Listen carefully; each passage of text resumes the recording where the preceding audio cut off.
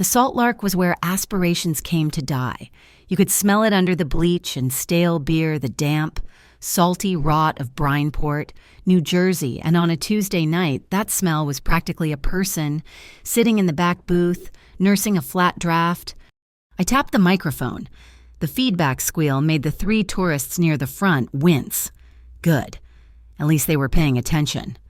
"So," I said, leaning into the weak spotlight that always smelled like burning dust, "I'm a waitress here, which means my life is basically a series of small, polite surrenders for about 12% of what I'm actually owed."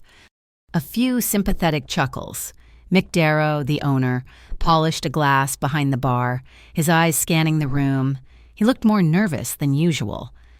"You meet all kinds in Brineport," I continued, scanning my mental cue cards of half-baked jokes.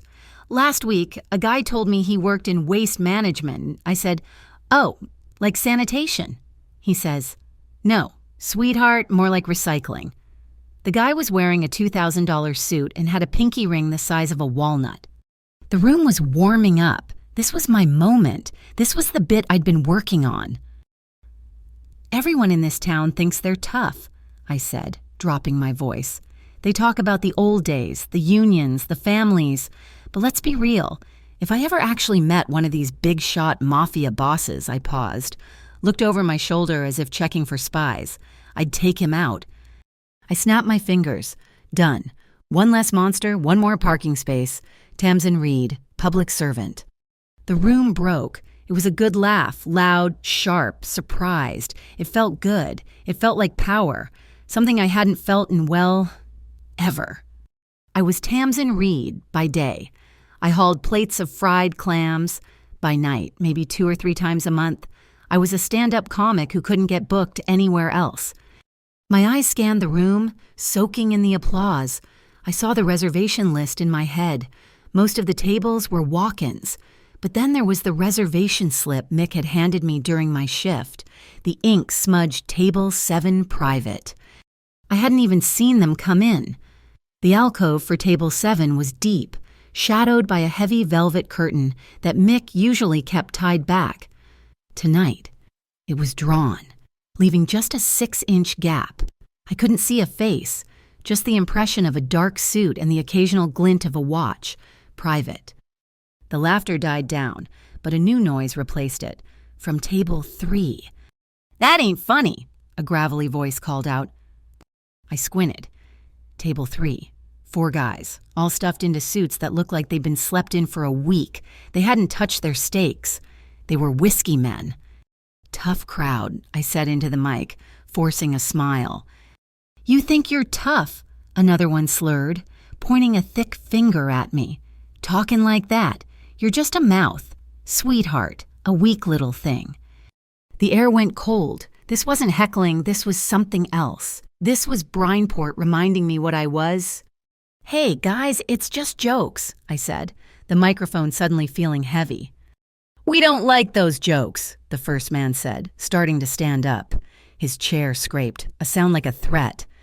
Across the room, I saw Mick Darrow. His face was pale. He wasn't looking at Table 3. He was looking toward the curtained alcove of Table 7.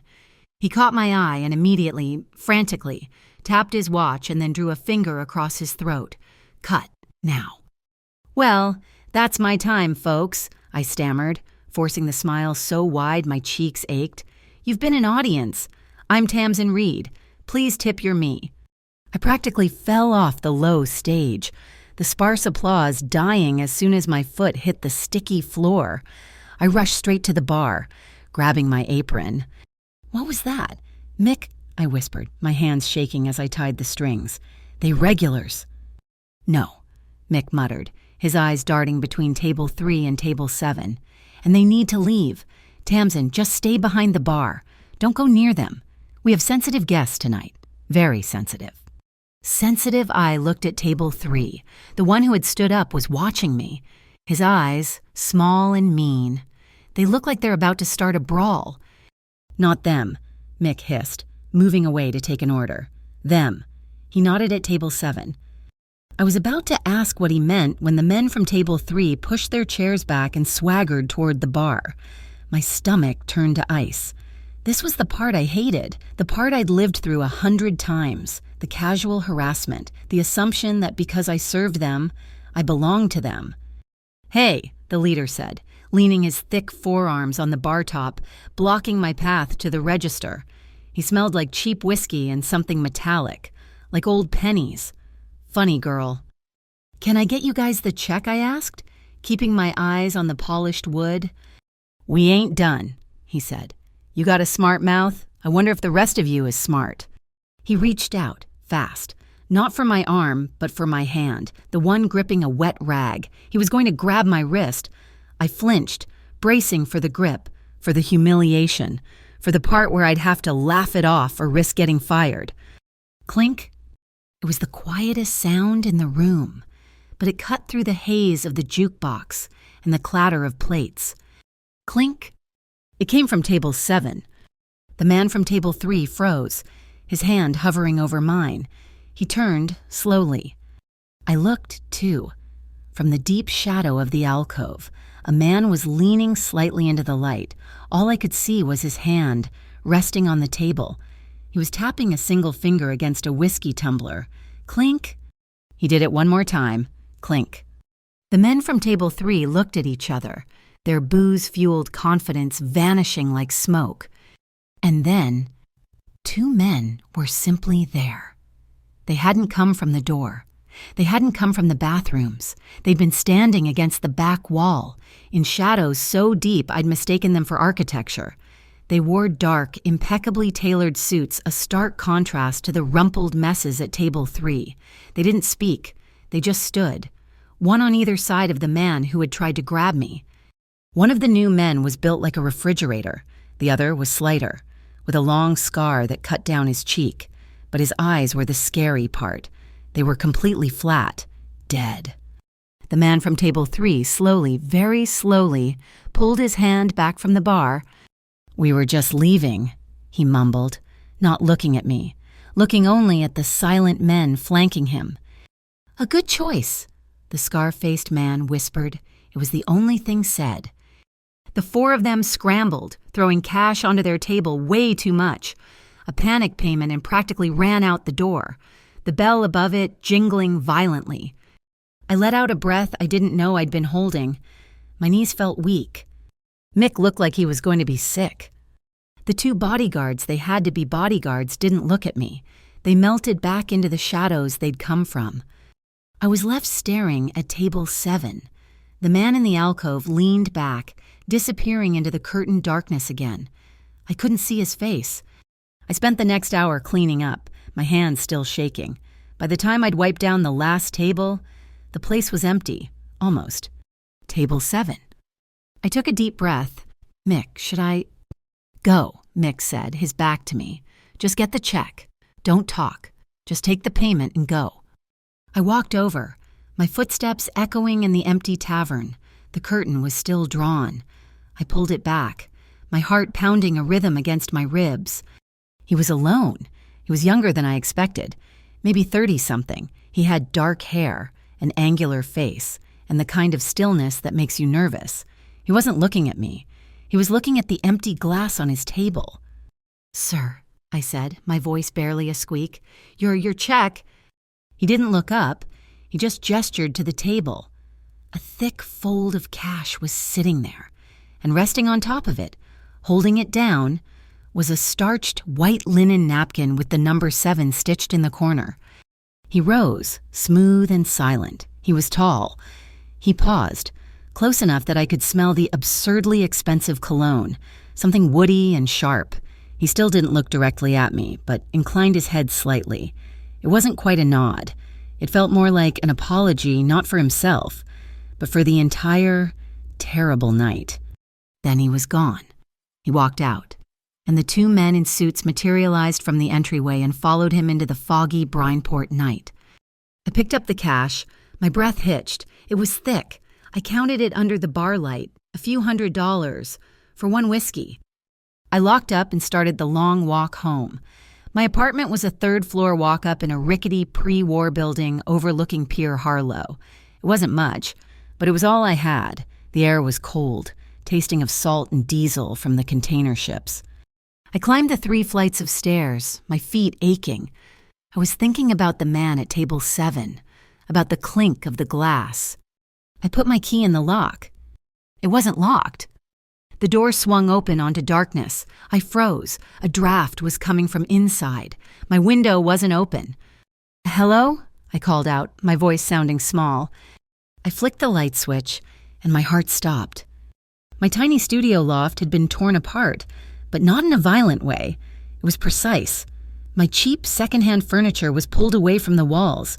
My mattress was flipped, and the worst part, my box of comedy props, the one thing that was just mine, was overturned. Rubber chickens, fake glasses, notebooks filled with half-formed jokes all scattered across the floorboards. They weren't looking for money. I didn't have any. They were looking for something specific. I backed against the wall, my hand fumbling in my pocket for my phone. That's when I saw it. Under the wooden chair I used as a nightstand, there was an envelope, plain white. It hadn't been there this morning. My blood ran cold. I knelt, my knees cracking on the old wood. I picked it up. My name wasn't on it. Nothing was. I opened the flap. Inside was a single piece of paper, a cheap piece of printer paper, and a single, typed sentence. "Pay Jem's debt by Friday or you disappear." Jem, my little brother, my stupid, brilliant, reckless little brother. He'd gotten into gambling. Badly. I hadn't seen him in 3 weeks. He'd just vanished. I scrambled for my phone, my fingers slipping on the screen. I hit his contact. Straight to voicemail. "Hey, it's Jem. Leave a message. Or don't. I'm probably busy." "Jem, please." I whispered into the phone, tears blurring the ransacked room. "Jem, call me. Please, I got a note. I don't know what to do." I hung up and scrolled through our last texts. Just me, begging him to call, begging him to be safe. And then, one. His last message to me, sent 2 weeks ago at 3 a.m. "Don't go to Warehouse Moth." I sank onto the floor, pulling my knees to my chest, my body shaking. This was it. This was the moment my entire life had been balancing toward. I had no family left but Jem. My pay barely covered my rent, which I was already 2 months behind on. I'd spent my whole life being the girl who takes the harassment, who smiles for the tip, who bites her tongue because she has no other choice. I was weak, just like the man at table 3 had said. I had no one. I sat there for an hour, maybe more, just shaking in the ruins of my apartment. I finally managed to stand, my legs unsteady.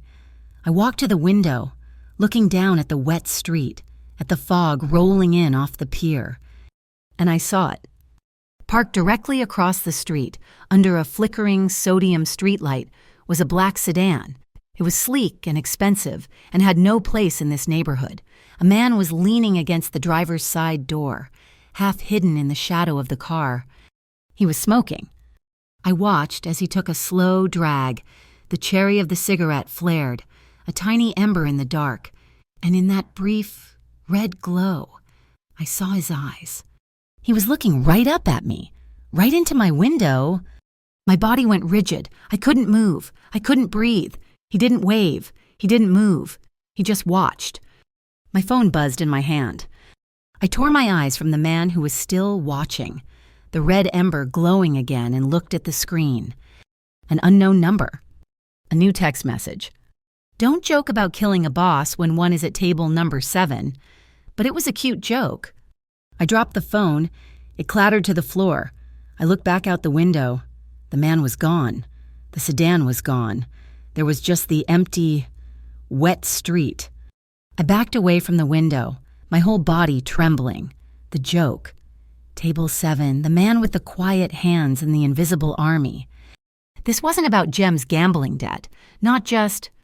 I'd spent my whole life being weak, invisible, and safe, and tonight, with one stupid joke, I had made myself seen. And I had no idea who or what was pulling me into a story that was so much bigger and so much more terrifying than I could ever survive. I didn't sleep. Sleep wasn't possible. I sat on my mattress, which was still flipped on its side, until the first gray, greasy light of dawn crept in from the window. The text message burned in my phone's memory. Table number 7. The note about Jem, Friday. My apartment, which had always felt like a flimsy shelter, now felt like a stage, a set where I was the only one who didn't know the lines. The man in the sedan was gone, but the feeling of being watched was everywhere. It was in the way the shadows clung to the corners. I stood up, my joints cracking. I had to move. I had to do something. The note meant they thought I knew where Jem was, or knew what he had. The text message that meant something else entirely.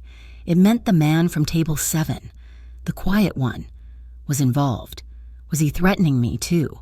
Or was it a warning? Don't go to Warehouse Moth. Jem's last text, the only lead I had. I looked at my trashed apartment. They had been thorough.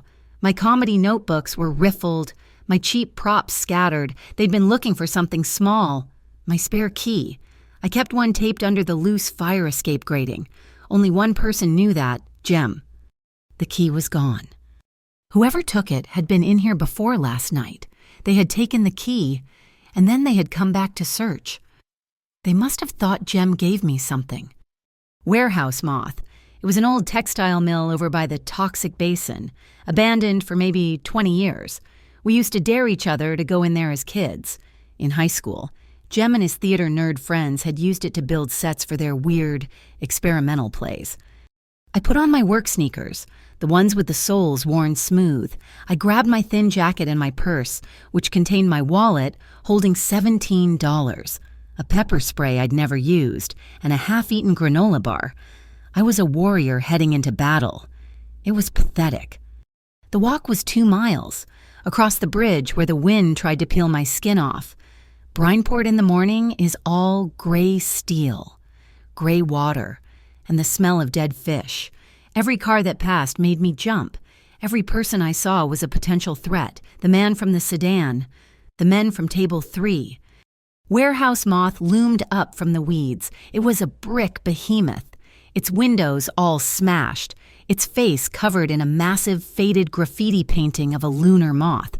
The front door was a sheet of corrugated steel, padlocked. I went around the side, following a path beaten down in the weeds. Jem's old entrance, a loose basement window, the frame rotted out. I slipped through, landing on a pile of damp, mildewed rags. The air was dead, cold, and it stank. Not just of mold and rust, underneath, sharp and clean, was the smell of industrial bleach. My heart hammered against my ribs. "Jem," I whispered. Silence. Just the drip, drip, drip of water somewhere in the massive darkness. I pulled out my phone. Turning on the flashlight, the beam cut a weak cone in the gloom. I was in a vast, open space. Skeletons of weaving looms stood in rows, like a metal forest. Someone had been here, recently. There were things. In the middle of the floor, where Jem used to build his sets, was a cleared space. Not swept, but organized. A single cold steel table stood under a bare bulb that was dark. Near it, a folding chair was knocked over. This was wrong. This wasn't Jem's theater kid mess. This was sterile. I walked closer, my sneakers crunching on grit. I saw a dark, rust-colored stain on the concrete. Someone had tried to scrub it away. The smell of bleach was suffocatingly strong right here. And then I saw the drag mark. Starting near the table, 2 parallel scuffs in the grime, heading toward a small steel utility door on the far wall, the mark of heels being dragged.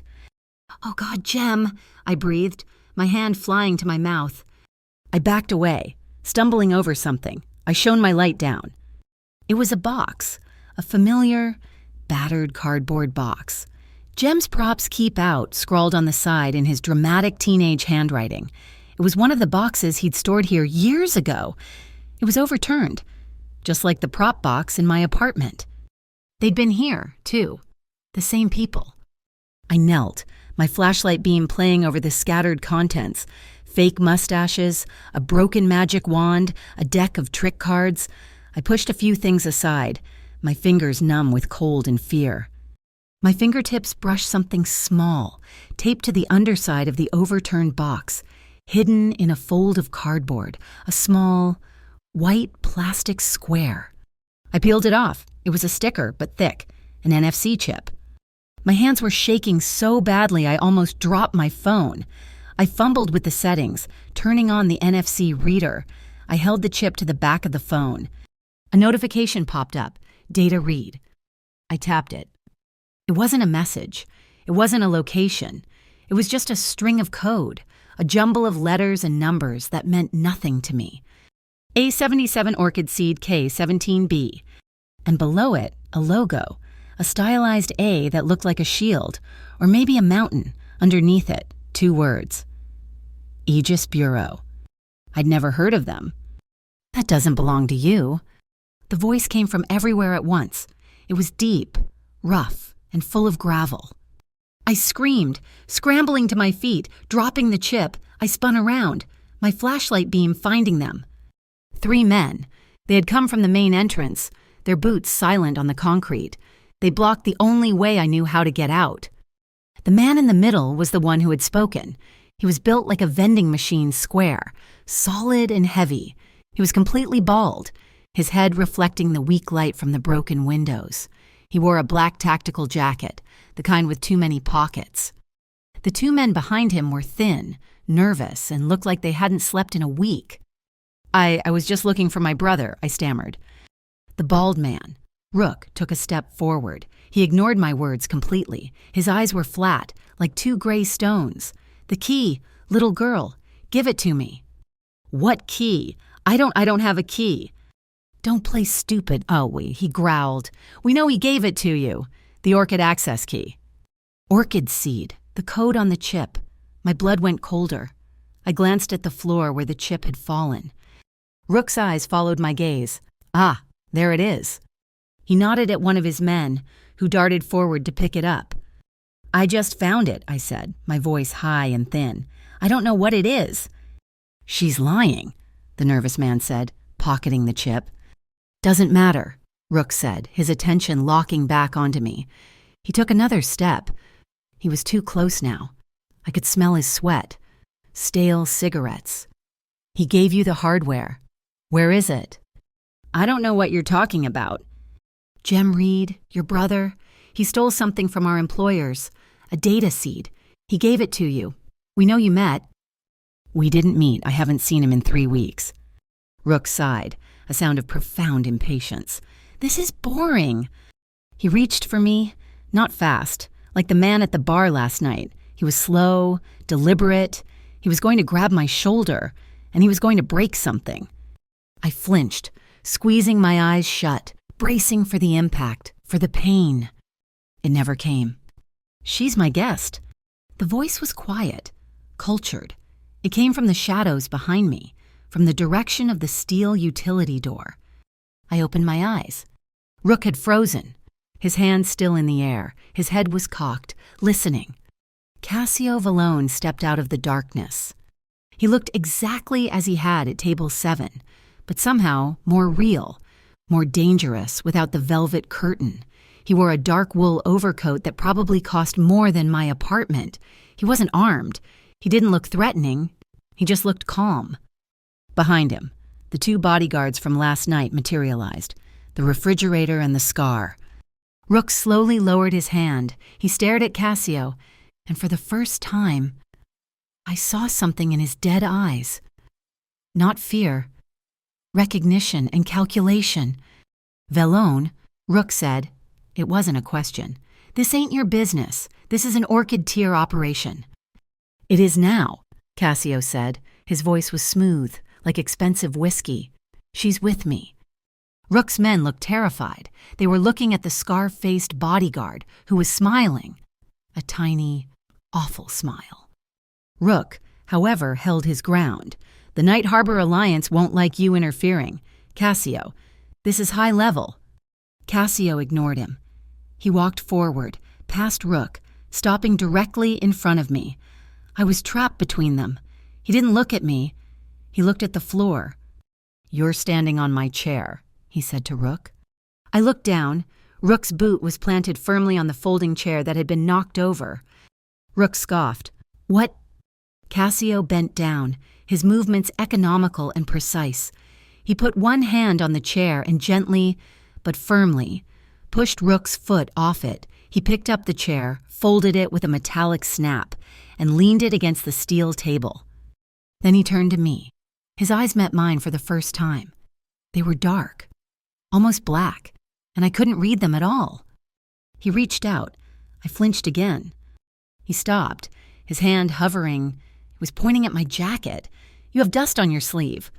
He gently, almost formally, brushed the concrete dust from my shoulder. His fingers were warm. Even in the freezing warehouse, the gesture was so intimate, so strangely domestic in this place of violence, that it short-circuited my brain. He turned back to Rook. His expression hadn't changed, but the temperature in the room dropped 10 degrees. "Don't touch my people a second time," he said.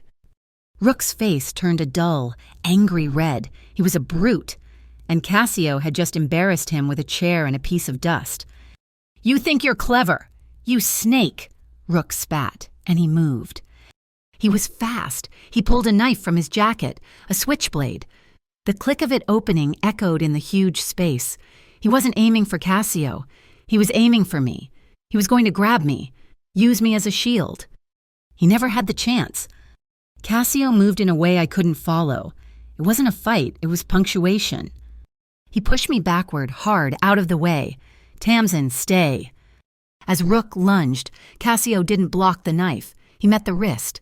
Something white flashed in his hand. It was the napkin, the white linen napkin from table 7. He had it in his fist. He used it, wrapping it around Rook's wrist as the knife came down. Rook screamed a high, thin sound. Cassio hadn't blocked. He had trapped. He twisted his body, using Rook's own momentum, and there was a wet pop of a joint dislocation. The knife clattered to the floor. Rook was on his knees, clutching his arm, his face pale with agony. Cassio Vallone stood over him, breathing normally. He was still holding the napkin. He used a clean corner to wipe his own fingers, as if he'd touched something distasteful. "Get out," Cassio said, his voice still quiet. Rook's 2 men, who had never moved, were already backing away. They helped their boss to his feet. Rook cradled his arm, his face a mask of hate. This isn't over, Vallone," Rook hissed, pain making his voice ragged. "The FCSD is going to security check her. They'll find out what she knows. They'll sweep her right up." "FCSD," I whispered. Rook spat on the floor. "Federal Commerce Security Directorate. They don't like witnesses." They stumbled out, vanishing into the gray light. I was left alone with Cassio Vallone and his 2 silent shadows. My entire body was vibrating, a low-frequency hum of pure terror. Cassio turned to me, and he looked unbothered. He tucked the white napkin back into his breast pocket. He carried it like a talisman. "The chip," he said, "it was an order." They took it." "No," he said. He pointed to his scar-faced bodyguard. The man opened his hand. The white NFC chip sat in his palm. He must have plucked it off the other man in the confusion. He said it was an orchid key," I managed to say. "He said Jem stole it." Cassio took the chip. He looked at it, his eyes narrowing. He didn't need a phone. He seemed to understand it just by looking. "The Aegis Bureau was a private intelligence firm," he said, his voice flat, like a newsreader. "They bugged the whole port. Unions, shipping lines, everyone. They went under, and their data archive, their orchid archive, went dark. Someone, your brother, found a seed key. A piece of hardware that opens a specific file. This chip is just the access code for it." He pieced it together instantly, clinically. Jem took the wrong thing. He probably thought it was blackmail material he could sell. But it's not. It's a digital memory archive. It's a ledger. Proof of transactions between the Night Harbor Alliance and other parties. He looked at the utility door Rook's men hadn't noticed. The door Jem had been dragged through. "He's still alive," Cassio said. How do you know?" "Because they don't have the hardware key, just the access chip." He looked at me. "They tore your apartment apart. They were here. They don't have it. which means they still need Jem to tell them where it is. Or, his eyes held mine, or they'll use you to make him talk. The threat from last night slammed back into me. Pay Jem's debt by Friday or you disappear. It wasn't about money. It was about this. Who are you? I whispered. I'm the man who was at table 7C, he said, as if that explained everything. Rook and his crew. Orchid Tier. They're the muscle for the Alliance. My competition. The FCSD, he scoffed, is what the Alliance calls itself when it wants to sound legitimate. He had just described a war I was now standing in the middle of, wearing dirty sneakers and a $10 jacket. What do? I asked. The question sounded pathetic. Cassio Vallone looked at me for a long time. I saw the calculation in his eyes. I wasn't a person to him. I was a piece on a board, a guest. For now, he said, you come with me, because if you stay here, you'll be gone in an hour, and I don't like when people touch my things. He started walking toward the exit, not looking back, assuming I would follow. And I did. I had no family. I had no money. And the entire criminal underworld of Brineport and a shadow agency called the FCSD thought I had something they wanted. I was Tamsin Reed. I was the weak girl, the one who told jokes because she was too afraid to speak the truth. And I had just accepted the protection of a man who used a dinner napkin to break another man's arm. I had no other choice. I followed him out of the warehouse. My legs felt like they were made of wet cement. His 2 men, the mountain of a man and the one with the pale scar, didn't follow us. They moved with a silent, terrifying efficiency, disappearing toward a black SUV parked a block away, its engine already running. They were shadows, and he was the thing casting them. Cassio, however, walked me to a different car. It was a vintage coupe, low and dark, maybe a deep midnight blue. It was from the 60s, or maybe the early 70s, a relic of a time when steel was thick and gas was cheap. He opened the passenger door for me. The simple courtesy felt bizarre. Rook had tried to grab me. Cassio opened my door. I slid onto the seat. The inside smelled like old, perfectly cured leather, furniture polish, and something else, maybe just money. It was the quietest place I'd ever been. The heavy door closed with a solid, definitive thunk, and the sounds of Brineport, the distant gulls, the wind, my own ragged breathing were suddenly muffled, worlds away. I looked at my hands. They were trembling. Not just a little shake, but a deep, uncontrollable vibration, a tremor that started in my stomach and radiated out. I was still clutching my purse, the one with the $17 and the pepper spray. It felt like a child's toy. Cassio got in the driver's side. He moved with no wasted effort. He started the engine, and it didn't roar. It purred, a low, deep vibration I felt through the floor. He didn't turn on the radio. Quiet music simply began, jazz, a lonely, melancholy saxophone. He pulled out of the alley, his hands resting lightly on the thin wooden steering wheel. He didn't ask if I was okay. He didn't ask what I knew about Jem. He didn't ask about the chip, or Rook, or the warehouse. He just drove. The silence, combined with the low thrum of the engine, made the shaking worse.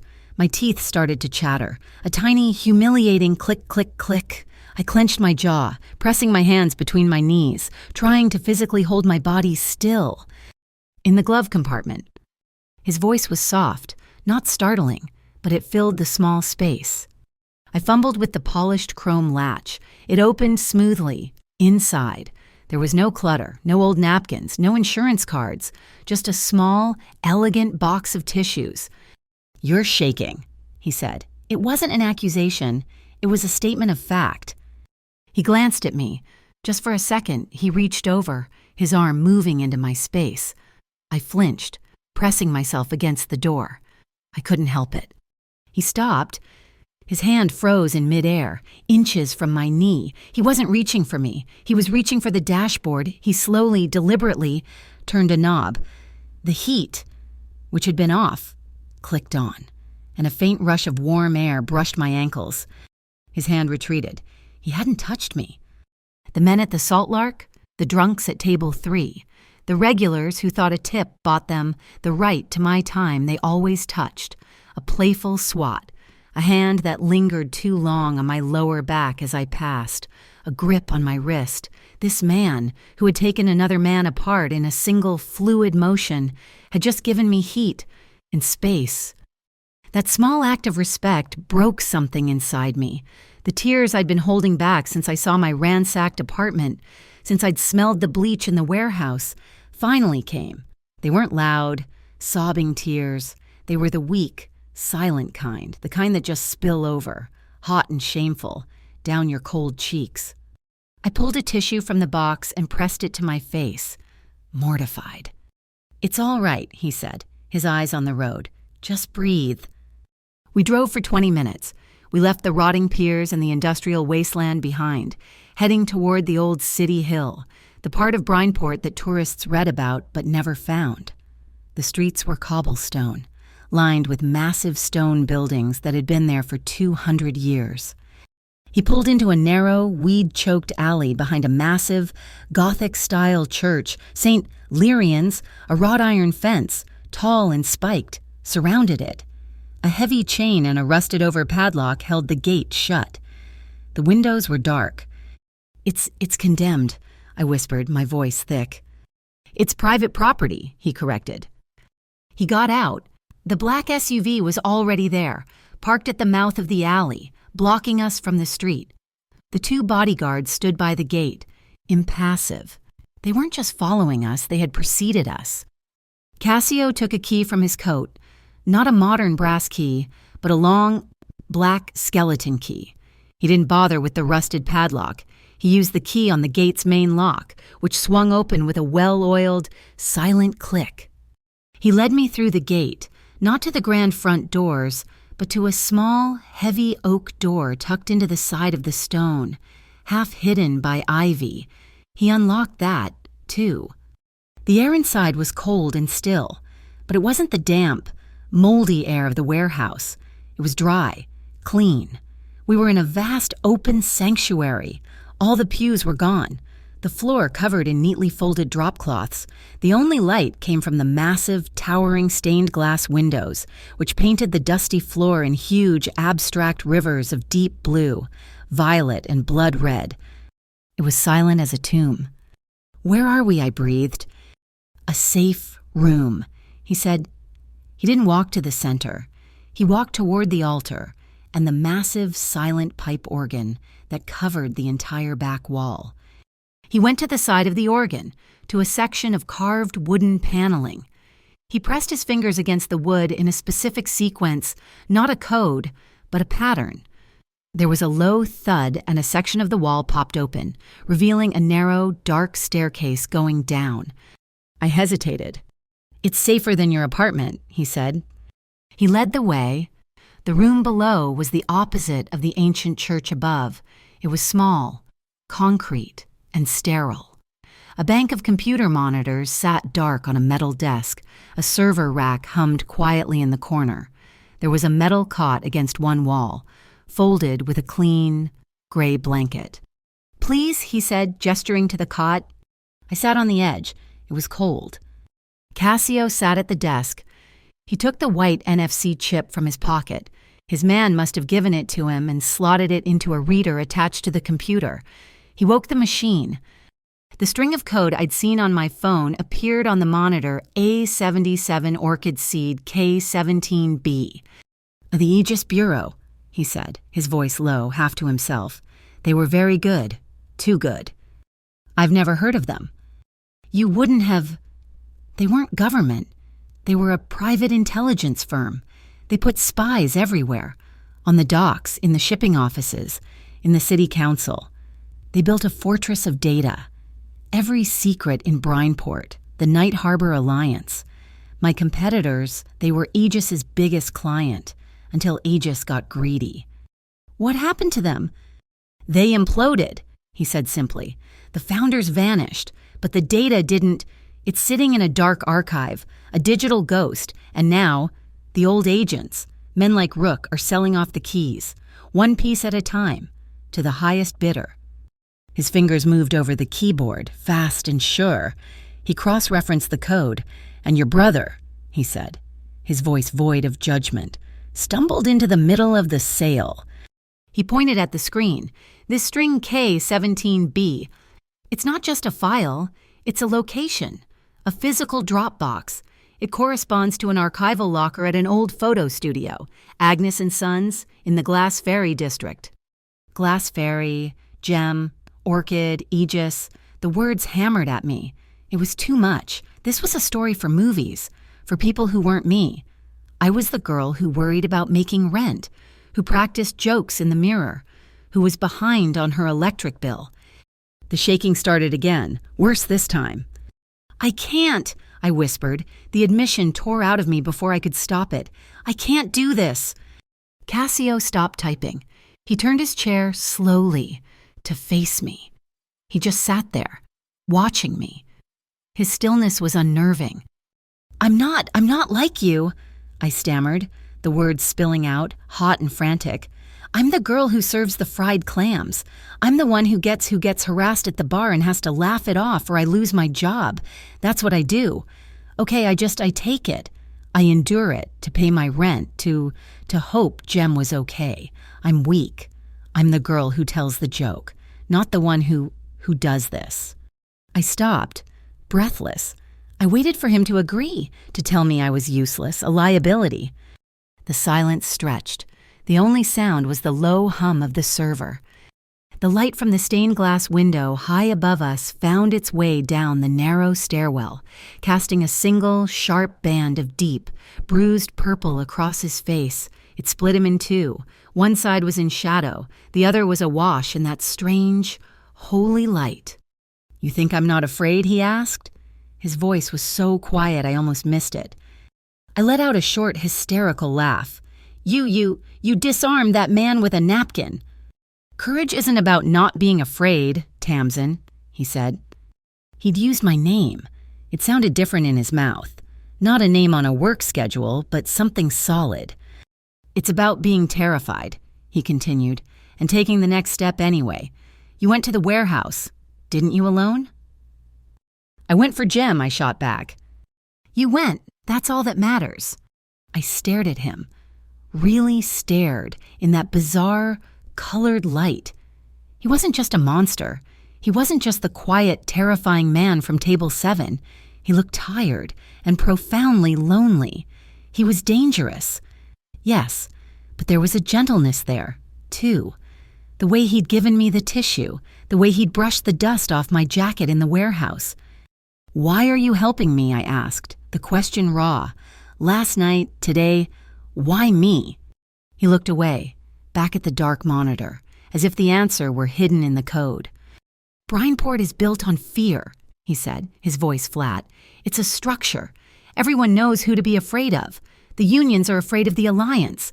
The Alliance is afraid of me. And I am afraid of other things. Everyone knows their place. It's how the city functions."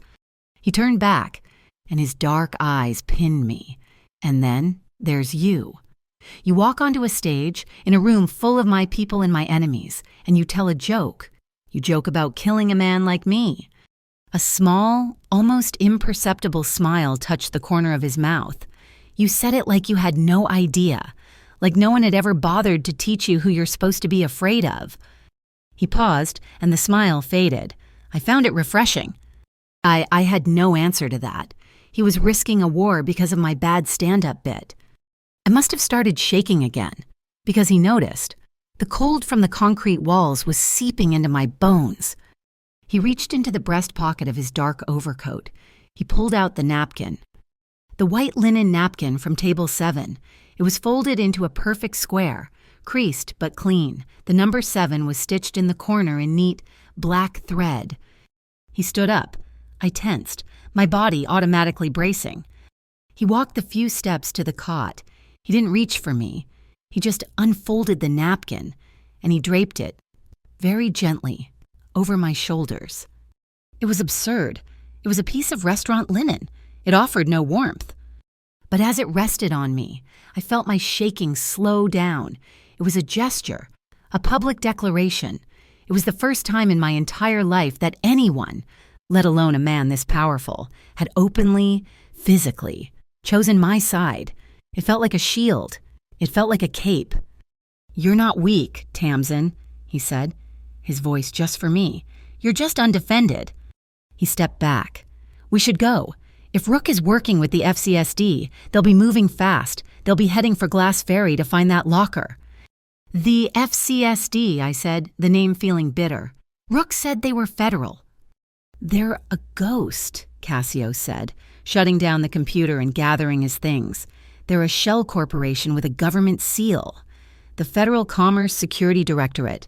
They're supposed to protect the port. Instead, they own it." He led me back up the narrow stairs, into the vast, cold sanctuary. He pressed the panel. The wall sealed shut with a quiet thud, leaving no trace. We walked out of the church, into the alley. The wind had picked up. The gray morning had turned into a heavy, oppressive afternoon. A storm was coming. I could smell the ozone in the air, the sharp scent of static mixing with the salt from the bay. We stood there for a beat, caught between the dead church and the waiting car. I was still wearing the napkin over my shoulders. The silence between us was different now. It wasn't empty. It was full. It was the quiet of two people who both knew, without a shadow of a doubt, that the worst was just about to begin. He held the car door open for me. I got in. Glass Ferry wasn't a ferry at all. It was a neighborhood of old glass-blowing factories that had gone bust 50 years ago and been colonized by artists. Now it was all peeling paint, hopeful galleries and derelict warehouses, and the constant grinding sound of the elevated train. The storm that had been threatening all day finally broke as Cassio pulled the coupe onto the cobblestone street. The rain wasn't a drizzle. It was a horizontal assault. It hit the windshield in sheets, the wipers fighting a losing battle. "Agnes and Sons," and Cassio said, parking in an alley between a pottery studio and a boarded-up storefront. The sign for the photo studio was antique, hand-painted on the glass, but the lights were off. It was closed. The black SUV was nowhere to be seen, but I knew, with a sudden, sinking certainty, that his men were close. They were the fog. "They'll be here soon," I said, my voice thin, stating the obvious. "Then we need to be faster." Cassio replied. He didn't seem concerned. He got out of the car, the rain plastering his dark hair to his head in an instant. I scrambled after him, the napkin, my absurd, precious shield, still clutched in my hand. I'd stuffed it into my pocket at the church. The studio's front door was set into a deep alcove. The lock was an old, heavy brass thing. Cassio didn't hesitate. He pulled a thin, black leather case from his coat pocket. From it, he selected two slender pieces of metal. They didn't look like lockpicks. They looked like surgical tools. He didn't jam them in. He didn't force it. He slid them into the keyhole with a delicacy that was almost unnerving. His movements were elegant, his touch light. He tilted his head, listening. There was a tiny, oiled click, and the heavy door swung open. No alarms, no noise. He'd been quieter than a key. He ushered me inside, and the sound of the rain was instantly cut in half, replaced by a profound, chemical-laced silence. The front of the studio was a small gallery. Black and white photos of Brineport docks hung on the walls, ghostly. Beautiful images of the very place that was trying to swallow me. "The archive," Cassio said, walking past the front desk. "It would be in the back, in the dark room." He found the door, a heavy thing with a revolving "Do Not Enter" sign on it. He pushed it open. We were plunged into a different world. The only light came from a single, long, red bulb, a safe light running the length of the ceiling. It painted everything in a deep, bloody monochrome. The air was thick with the sharp, acidic tang of stop bath and the metallic smell of fixer. It was the smell of preserved memories. Long, stainless steel sinks lined one wall, filled with trays of chemicals. An enlarger stood on a counter like a one-eyed robot, and hanging from wires strung across the room. Dozens of black and white photos dripped silently onto the floor. "AK-17B," I whispered, my heart thudding in time with the dripping. Where would a locker be? Look for something that doesn't belong, Cassio said. His voice was a low rumble in the red darkness. He scanned the walls, tapping the plasterboard. I looked at the equipment. It was all old, all analog. This was a place for artists, not digital spies. My eyes drifted to the drying photos. They were portraits, street scenes, and then one. It was a negative, not a print, still wet, hanging by a single clip. Cassio. He was beside me in a second. I pointed. The negative was a long shot of the harbor. A massive container ship was docked at a pier.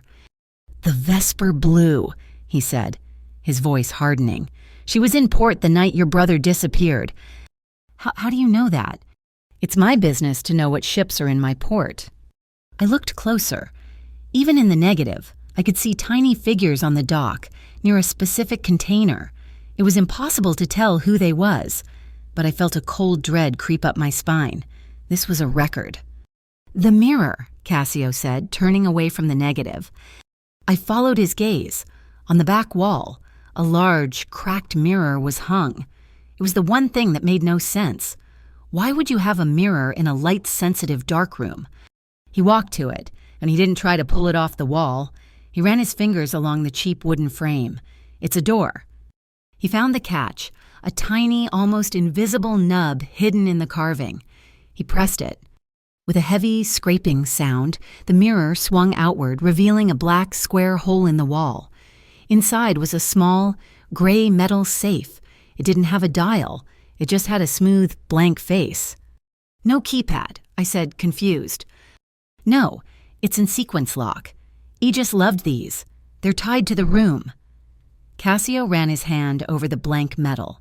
"It's waiting for a pattern."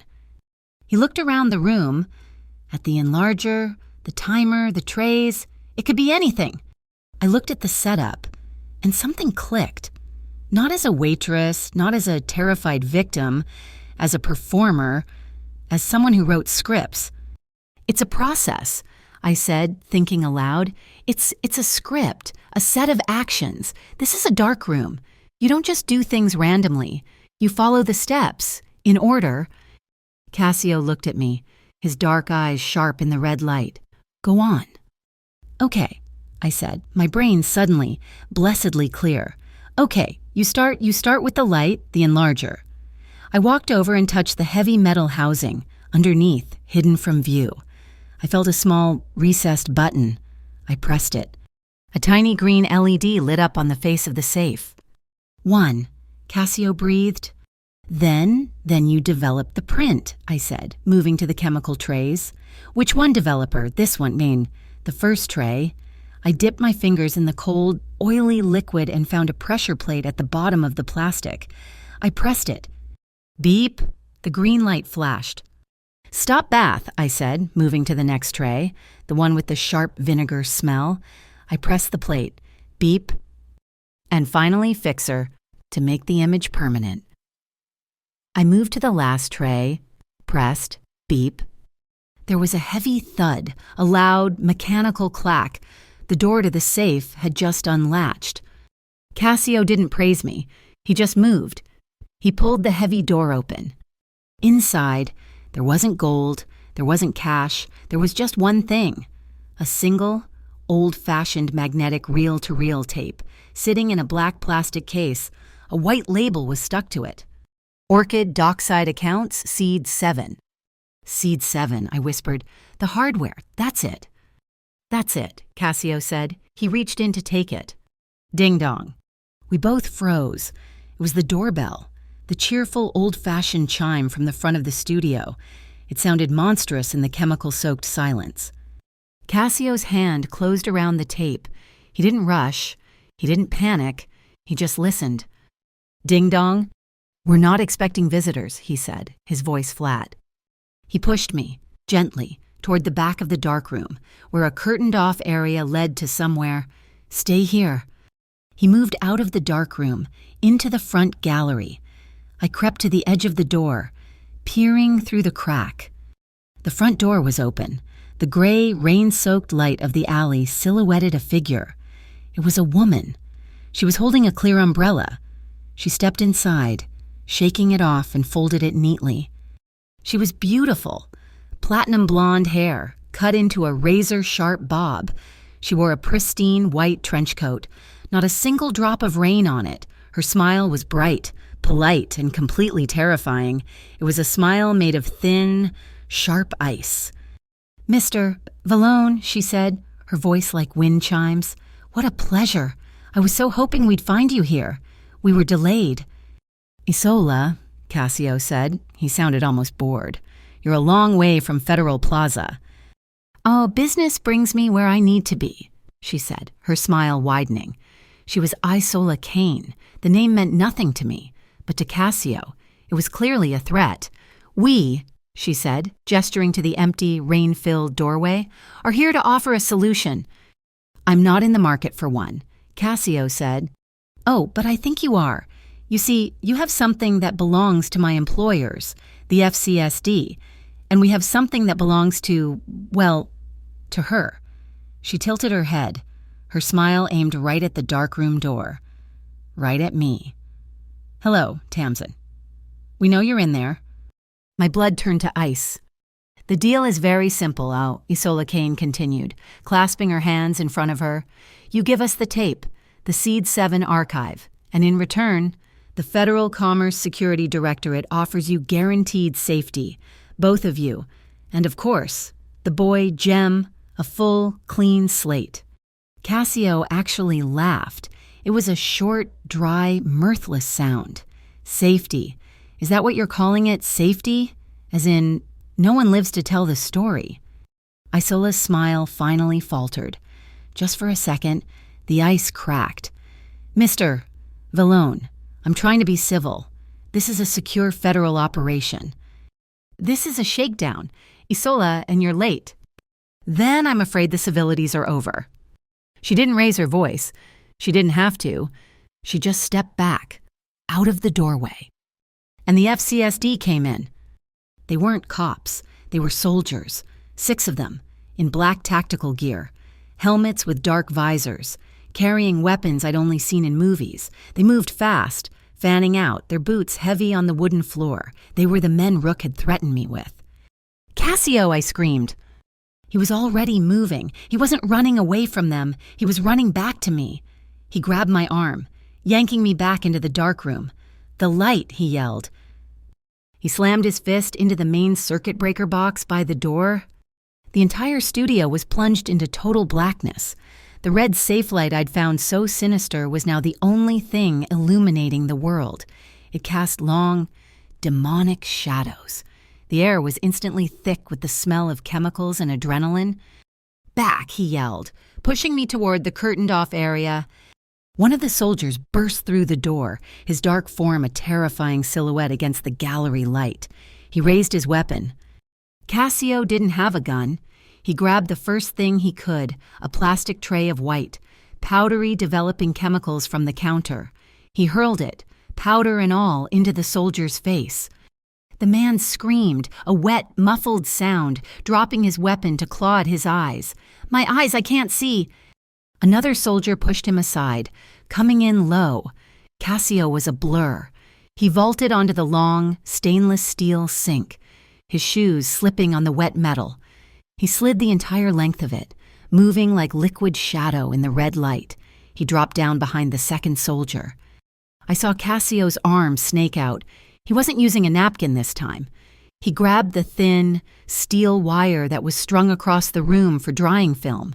He looped it, pulled and twisted. The soldier made a choked, gurgling sound and went limp, subdued in a single, brutal, silent motion. It was horrifying. It was brilliant. I was clutching the tape reel to my chest, my heart feeling like it was going to explode. I was useless. I was the weak girl again, waiting to be saved. A third soldier came through. He saw Cassio standing over his subdued comrade. He raised his weapon. Cassio saw him, but he was off balance. He wouldn't make it in time. I didn't plan, I just acted. My hand was next to a shelf of supplies. I grabbed the heaviest thing I could find, a large, 1-gallon brown glass bottle. The label read, "Stop Bath." "Hey!" I screamed. The soldier turned. I swung the bottle with all my strength. Not at his head, I just threw it. It shattered against his chest plate, a harmless explosion of glass and liquid. The sharp, vinegary smell of the acid filled the air. It didn't hurt him, but it surprised him. He stumbled back, lowering his weapon for a half second. It was all Cassio needed. He closed the distance, disarmed the man, and a single, precise blow to the temple sent him slumping to the floor. Cassio looked at me. His chest was heaving. He was breathing hard. In the red light, his face was a mask of shadows. He gave me a single, fractional nod. "The back door," he panted. "Go!" He grabbed my hand, his grip like a steel vise. He pulled me through the curtain. It wasn't a closet. It was a narrow hallway. At the end, a steel door with a panic bar. We hit it at a full run, bursting out into the alley. The rain was a physical wall of water, cold and blinding. We ran. Behind us, I heard Isola Kane's voice, clear and enraged, shouting orders. And then, another sound, a sound that wasn't the rain, wasn't the thunder. Sirens. Dozens of them. But they were wrong. They weren't Brineport police. The pitch was different. A clean, European-style woo-woo-woo, and it was coming from all directions. It was a simulated sound, a technological howl. It was the sound of the FCSD, the fake cops, closing the net. They were the wolves, and they were announcing their hunt. We just ran, disappearing into the maze of wet brick and glass.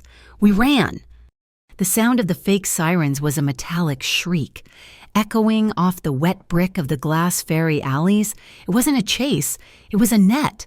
They were everywhere, trying to flush us out. My hand was clamped in Cassio's, his grip painfully tight, pulling me through the labyrinth. He didn't run far. He yanked me sideways into a narrow gap between two buildings that smelled overwhelmingly of fish and old brine. It was a dead end. In here, he hissed, a steel door, rusted and set low in the brick. He didn't use his tools. It was unlocked. He shoved me through, into the back hallway of a commercial kitchen, and out the front door of a closed deli. The black SUV was waiting at the curb, silent and dark, the engine off. The scar-faced man was at the wheel. He started the car as we got in. He didn't ask questions. He just drove, pulling away from the curb with a terrifying, unhurried calm. He navigated the back streets of Brineport, moving away from the containment zone, never once going fast enough to draw attention. I watched the red and blue lights of the FCSD, the fake police, fade behind us, a perimeter we had simply slipped through. We drove for 10 minutes in total silence. I was still clutching the tape reel, the heavy plastic case digging into my ribs. My other hand, the one I'd thrown the bottle with, was scraped. I hadn't even noticed. We didn't go back to the church. We drove to a quiet, working-class neighborhood full of old two-story homes and corner bodegas. The scar-faced man stopped in front of a narrow storefront, Petrov's Fine Tailoring. A light was on in the window, even though it was late. "Go," Cassio said. "Don't talk to Mrs. Petrov. Just go straight up." He got out with me. The SUV pulled away and vanished around the corner. We walked to the side door, the one marked for apartments. He used a simple, modern key this time. The hallway was narrow, dark, and smelled of mothballs, old wool, and soup. We climbed 3 flights of steep, creaking stairs. At the top, a final door opened into an attic. It was a single, long room under a slanted tin roof. It was cluttered but clean bolts of fabric, old dressmakers' dummies, and in the far corner, a simple iron cot, a wooden chair, and a small sink. It was sparse, but it was warm. And it was loud. The storm that had started in Glass Ferry was a full-blown tempest now. The rain hammered on the tin roof just feet above our heads, a deafening, relentless drum roll. It wasn't a sound. It was a physical weight in the room. "It's safe," Cassio said, his voice barely audible over the roar. "Mrs. Petrov, her family owed mine. From a long time ago. No one knows this place exists." He locked the door, a heavy deadbolt sliding home with a thud. I finally let go of the tape reel. setting it on the chair as if it were a bomb. I was soaked to the bone, my thin jacket dripping puddles onto the old wooden floor. As I peeled it off, I looked at my right arm. The scrape wasn't just a scrape. A shard of glass from the bottle I'd thrown must have caught me. A shallow, 4-inch cut ran along my forearm. It was bleeding sluggishly, the blood mixing with the rainwater. Before I could say anything, Cassio saw it. He crossed the small room in 2 strides. He didn't speak. He just gestured to the cot. "Sit." I sat. He disappeared into a tiny bathroom tucked under the eaves and returned with a small, metal first aid box. He knelt in front of me. The position was jarring this powerful man, kneeling at my feet. "This will sting," he said. He took my arm. His hand was warm, his grip firm but gentle. I flinched, my muscles tensing, expecting the pain of the antiseptic. He stopped. His fingers were still on my wrist, but he didn't move. He waited. "Tamsin," he said, his voice low and steady, a counter rhythm to the rain. "I won't hurt you." He didn't look at my face. He kept his eyes on the cut, a deliberate act of respect, giving me my space even while he was touching me. His movements were meticulous. He cleaned the cut with a precise, careful touch, his fingers light. This was the same hand that had wrapped a napkin around a man's wrist and broken it, the same hand that had used a drying wire. The contrast made my head spin. When he was done, he taped a clean white gauze pad over the cut. He held my arm for a second longer than necessary, his thumb resting on the inside of my wrist, on my pulse, steadying me. Then he let go and stood up. And that's when the shaking started. It wasn't the cold, it wasn't the rain, it was the end of the adrenaline. It was the crash.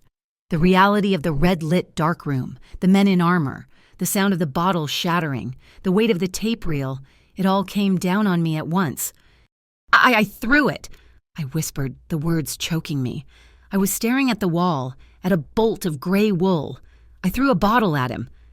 Cassio was silent. He was watching me. I couldn't finish.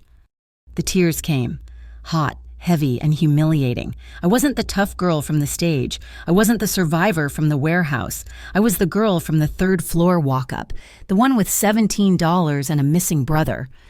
"I can't do this, Cassio," I sobbed, the words tearing out of me.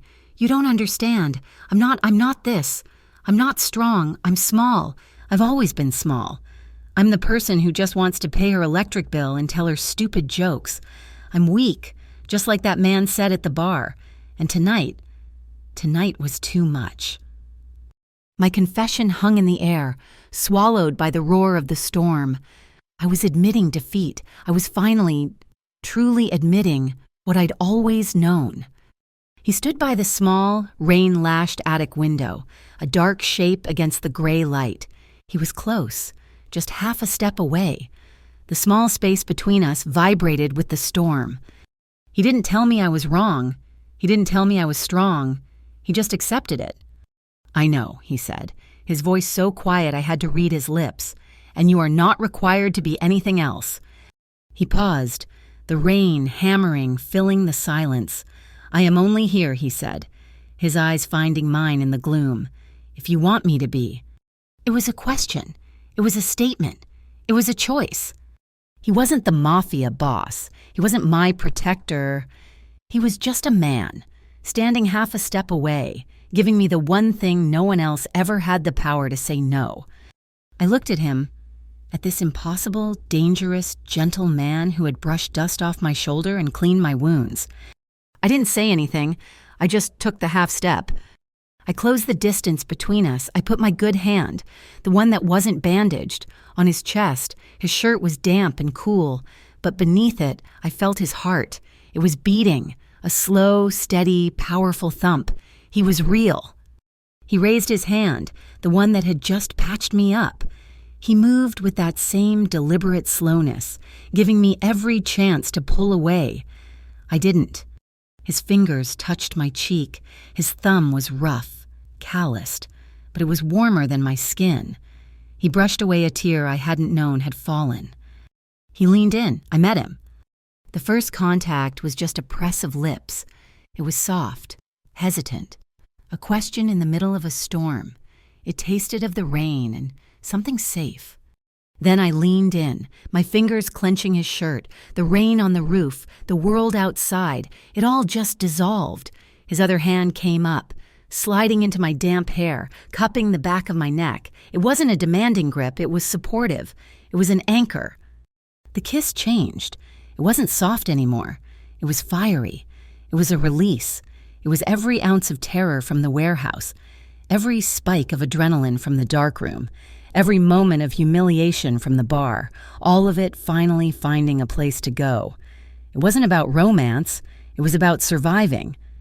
My back was against the rough, unfinished wooden wall of the attic. His body was a shield, pressing against me, blocking out the world. I felt the hard, solid lines of his chest, his shoulders. He was an immovable object. He pulled back, just an inch, his forehead resting against mine.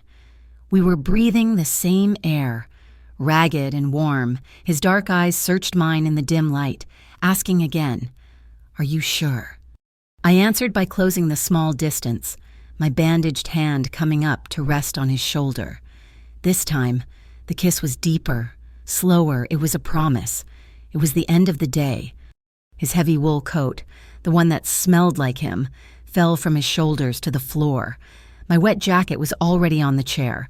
We didn't move to the cot, we just sank, down onto the old braided wool rug that covered the center of the floor, a pool of faded color in the gray room. The rain was so loud now it was a vibration, a physical presence, a roar. We just sat there for a minute, our legs tangled, listening to it. A tiny, hysterical laugh bubbled up in my chest. "It's so loud," I whispered, my voice hoarse. He smiled, a real, actual smile. It was the first one I'd ever seen. It transformed his entire face, erasing the shadows. "It's cover," he said. We lay there, not side by side, but propped up on our elbows, facing each other. The tension was gone, replaced by a strange, fragile, impossible calm. "You hate it," I said. He looked confused. "The rain?" "No, the fighting." I nodded at his hands. "Back in the darkroom. You're good at it, but you hate it." He looked down at his own hands, as if seeing them for the first time. "I hate the smell," he admitted, his voice low. "The chemicals, the cordite, the smell of a gun. After," he looked at me, "it gets into the wool of your coat. You can never wash it out. It smells like a permanent mistake." This man, who lived in a world of mistakes, hated the reminder. "What about you?" he asked. "The girl who jokes about monsters. What are you really afraid of?" I didn't have to think. The answer was always right there, sitting on my chest. "Footsteps," I said, "heavy ones, walking behind me on the street when it's late. The sound of someone walking faster than me. That half second where you know they're following you, and you have to find your keys in your purse, and you have to pretend you're not scared, but they know you are." He was quiet for a long time, just watching me. The sound of the rain was the only thing in the world. "No one," he said, his voice rough with an emotion I couldn't name, "will ever follow you home again. Tamsin." I was so tired, a bone-deep, marrow-level exhaustion I had never felt in my life. I let my head drop, my cheek resting on the rough, scratchy wool of the rug. It was uncomfortable. I reached into the pocket of my jeans and pulled out the one thing that was still mine, the wadded-up, slightly damp linen napkin from table 7. I unfolded it. I folded it again, into a small, neat square. I put it on the rug and rested my head on it. Cassio watched me, a shadow of that smile still on his lips. "A napkin?" "It's my cape. Remember?" I mumbled, my voice already thick with sleep. "It got upgraded from a shield." He chuckled, a low, warm sound that rumbled through the floor. He lay down on his side, facing me. He didn't touch me. He just stayed. He was a solid, warm line in the dark. The world was reduced to the small, safe space between us. The storm outside was a lullaby. Tamsin, he whispered. I was already halfway gone, drifting in the first real safety I had felt in my entire life. Tomorrow. His voice was firm, pulling me back for just 1 second. We get Jem back. We'll use the tape. We'll do it the right way. He paused, as clean as possible. Clean. It sounded nice. Okay, I mumbled. I fell asleep on a borrowed floor in a borrowed attic, with my head on a stolen napkin, and I wasn't afraid. I woke up to the smell of dust and old wool. For a second, I didn't know where I was. My neck was stiff, my cheek pressed against the rough fibers of the linen napkin. Then it all came back in a rush, the dark room, the sirens, Cassio. The rain had stopped. The attic was quiet. The only sound a distant, mournful foghorn from the harbor. I sat up. The heavy braided rug was an imprint of where we'd been, but the cot was empty. Cassio was already dressed, standing by the small, grimy window, looking down at the street. He'd put his overcoat back on. The night was over. The truce of the storm had ended. They're gone, he said, without turning. The FCSD. They pulled their perimeter about an hour ago. Are they looking for us? They're looking for the tape, he said. He turned, and the man from the night before, the one who had held me, who had admitted his own fears, was gone. This was Cassio Vallone, the man from Table 7, all business. And they're looking for Jem. My stomach clenched. He promised, I said, my voice small. You promised we'd get him. We will, he said. He walked over to the small table where we'd left our spoils. He wasn't looking at the heavy tape reel. He was holding the negative, the one from the dark room, the Vesper blue. The light, he said. He pulled a small, powerful flashlight from his pocket and his phone. He turned the flashlight on, propped his phone up with the screen on its brightest white setting, and stretched a white plastic bag from the trash bin between them. A perfect makeshift light box. He held the negative up to it. The dark room was a rush. We missed this. He pulled a small, folding magnifying glass, a tailor's loop, probably borrowed from Mrs. Petrov, from his pocket, and squinted at the film. What? I asked, creeping closer. There. He handed me the loop. I looked. The image was grainy, ghostly. The massive container ship, the docks, and the tiny figures. 2 men, walking. Between them, a third, smaller figure, hunched. His hands looked bound. Jem, I breathed. It was him? I knew the slope of his shoulders. I knew the way he walked, even when he was being dragged. They're walking him toward a container, Cassio said, his voice flat. He took the loop back. Read the side. I squinted. The letters were stenciled in white. K-line 17B. K-line 17B, Cassio repeated, the words solidifying. The Vesper blue. The night he vanished. This is the proof. This is what the Aegis agent at the studio was documenting. He carefully put the negative down. He picked up the tape reel. Seed 7, proof of payment. This, he tapped the negative, is the proof of delivery. Jem wasn't just a thief. He walked in on the transaction. He didn't just steal the key. He became the evidence. He looked at me, his eyes dark. We need to know exactly what this tape unlocks, and we need to know who else wants it. He pulled out the old, non-smart burner phone he'd used before. He dialed a number from memory. He only spoke a few words. His voice was different, colder. The voice he'd used on Rook, Pike, Vallone. I have an Aegis artifact. I need an appraisal. He listened. Good, Rook's loop, 1 hour. He hung up.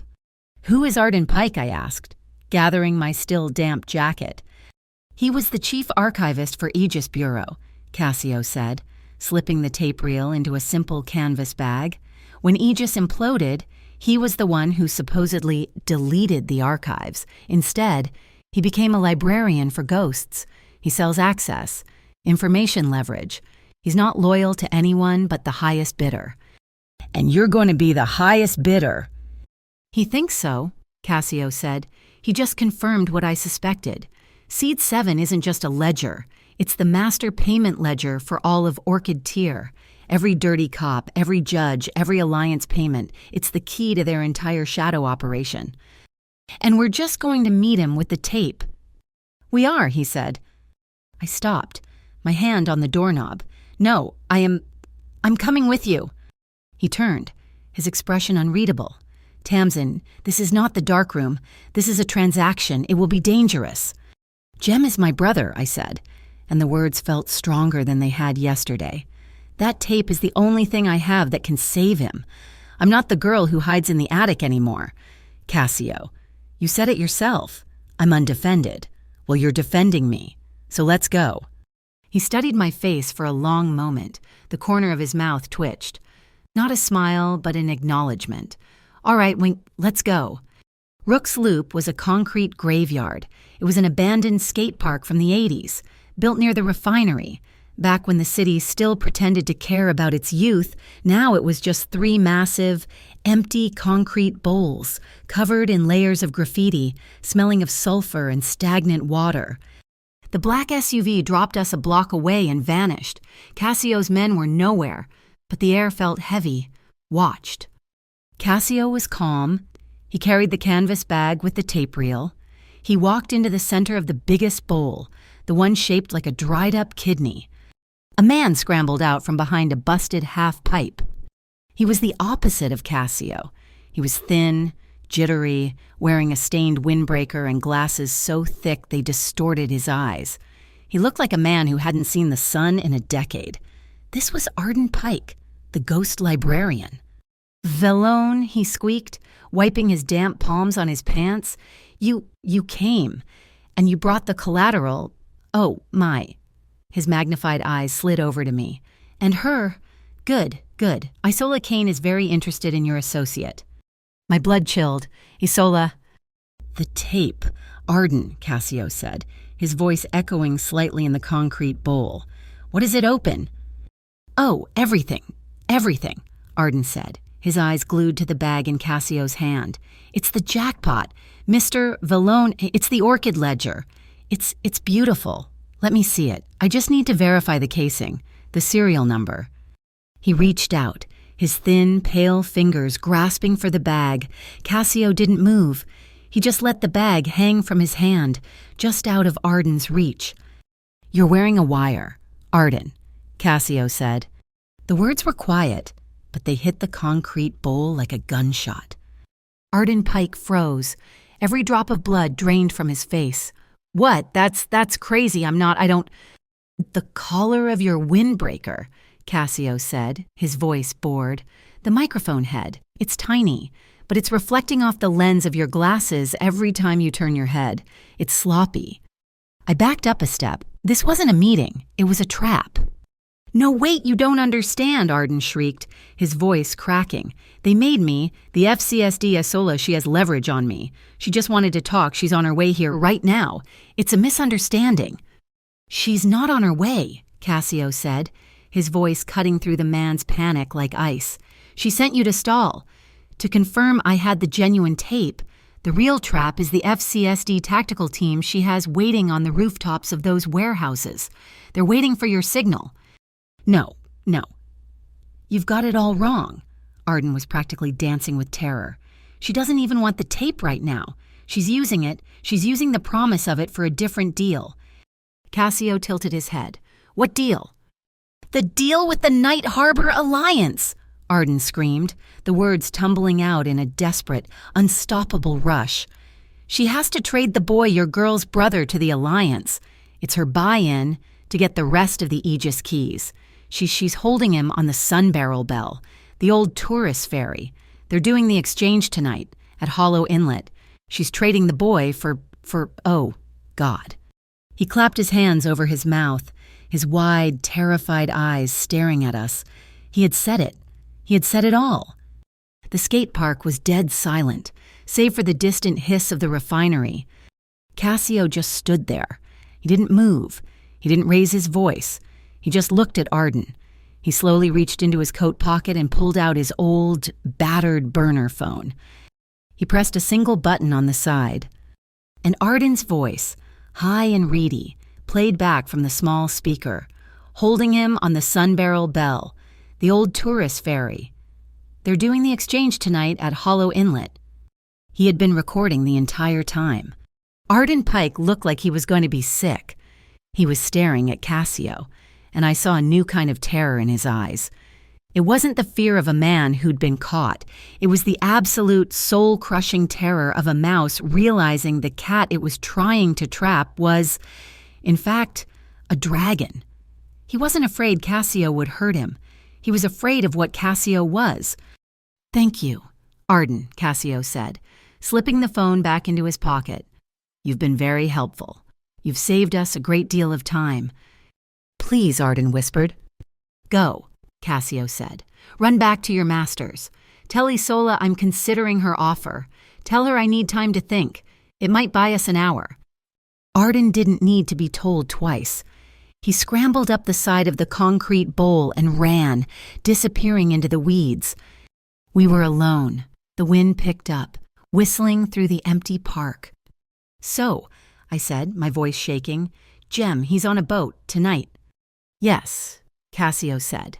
He was already walking toward the street.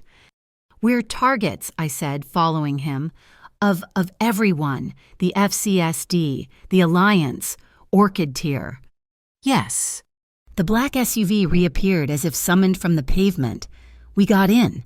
The scar-faced driver pulled away, silent as a ghost. I was clutching the canvas bag. The tape reel was heavy on my lap. Jem was alive, but he was a piece of merchandise, a bargaining chip. "Whoa, we can't just storm the boat. Cassio," I said, the words coming fast. My brain felt like it was finally catching up, moving as fast as his. If they see us coming, they'll just get rid of him. The witness, the loose end." "We won't storm it," he said, his eyes on the passing warehouses. "We have to go public," I said. He turned, surprised. "What?" "The tape, the ledger. Arden said it's everything. Let's release it. Give it to the newspapers. The real feds. Everyone. Let's drag them all into the light. It's the only way." "And the second we do," Cassio said, his voice flat, "Isola Kane executes your brother, and the Alliance comes for us. We can't just dump the data. Tamsin, we have to protect the witnesses. You, Jem, me." He was right. I deflated. "So what do we do?" "We stage a play," he said, a ghost of last night's smile on his face. I looked at him. A play. A deception. Isola wants the tape. Rook wants the tape. The Alliance wants Jem. Everyone is trying to betray everyone else, so we betray them first. My mind was racing. This was a script, a performance. Okay, I said. "So we don't give them the real tape. We give them a dummy, a copy." "Exactly," Cassio said, his eyes lighting up. "We can't read the data without the hardware, but we can copy the magnetic signature. We can make a physical duplicate." "But a duplicate isn't enough," I said, building on it. "It has to be a trap. A tracker, right, like in the movies." "Better," he said. "We embed a digital marker in the data stream of the copy, a seed of our own. When Isola, or whoever she hands it to, loads that tape onto their server, it won't show them the ledger. It will ping us. It will activate. It will trace the signal back to its source. It won't just tell us who she is. It will tell us where she is, the real end user." "It's a performance," I whispered. "The plan forming, sharp and clear. A heist. We don't go in with guns. We go in with a script. We have to get Jem off that boat while Isola thinks she's about to get her prize. We have to make our lie more believable than theirs." I looked at Cassio. I was terrified. My hands were shaking again, but it was a different kind of shaking. It wasn't the vibration of a victim. It was the low, humming frequency of a performer, waiting in the wings. Cassio was watching me, his expression one I hadn't seen before. It was admiration. "A stage play," he said, nodding slowly, "written by Tamsin Reed." "I'm not the girl who waits in the attic," I said, my voice barely a whisper. "I'm the one who writes the ending." The Baylight Arcade revival was a sensory assault. It was a temporary, desperate party thrown on the edge of the canal, a city-sponsored attempt to prove Brineport wasn't just a graveyard for container ships. Neon lights bled onto the wet pavement. The air was thick with the smells of popcorn, ozone, and the chemical sweetness of cotton candy. Music from 3 different rides clashed, creating a wall of tinny, chaotic sound. It was the perfect place to get lost. It was also the perfect place to hide in plain sight. "He's here," Cassio's voice said, low and calm in my ear. I was wearing a tiny, skin-colored earpiece. Gray jacket, blue baseball cap. By the ring toss, he's FCSD. Plain clothes, he's her perimeter. I adjusted the ridiculously bright, yellow visor on my head. My flimsy apron was stuffed with fluorescent pink flyers. Baylight Arcade Revival 2-for-1 Ferris wheel rides. I was Tamsin Reed, minimum wage employee. I was invisible. My heart hammered against my ribs, a frantic rhythm against the thumping bass of the gravitron. I see him. The man looked bored. He was trying to look like a local, but his jacket was too clean, his posture too rigid. He was watching the crowd, his eyes scanning, methodical. He was security. "He's moving," Cassio said, "toward the funnel cake stand. Tamsin, now." This was my part of the script. My hand went into my apron pocket, past the flyers, to the thing Cassio had given me. It was a tracking tag, the size of a quarter, with a micro-adhesive backing. I stepped into the flow of the crowd, a stupid, bright smile plastered on my face. Flyer, Sir 2-for-1 rides. I moved toward the FCSD man. He saw me coming and held up a hand, annoyed. "Not interested, kid." "Just take it," I said, my voice high and cheerful. I tripped on a loose cable, stumbling forward, my handful of flyers scattering. I bumped into him, my body colliding with his left side. "Hey, watch it," he snapped. "Oh my gosh, I'm so sorry," I said, bending to grab the flyers at his feet. In that 1 second of contact, my left hand, the one holding the tag, had pressed firmly against the back of his gray jacket, right at the waistline. My right hand had scattered the flyers as a distraction. I stood up, clutching the papers. "So sorry, sir. Have a great night." I hurried away, my heart in my throat, melting back into the crowd of teenagers and families. I didn't look back. "Done," I whispered. "Good," Cassio's voice replied. The line went silent for a moment. "My turn. I'm at the bridge. Nava is here. Go to the north end of the inlet. Service Pier 4. 20 minutes. The line clicked dead. He was gone. He was going to get our escape route. I knew the story he'd fed me. He was meeting a man named Nava Cruz, a deckhand. Someone who operated in the shadows of the port, an independent contractor who hated the Alliance and the FCSD more than he cared about the law. Cassio was trading a favor, or cash, for a small, silent boat to be waiting for us under the crumbling, broken arches of the old verdigris bridge. I dumped my flyers and my visor in a trash can and started walking, my hands stuffed in my pockets. I was just a girl, walking by the water. Hollow Inlet was where the canal died.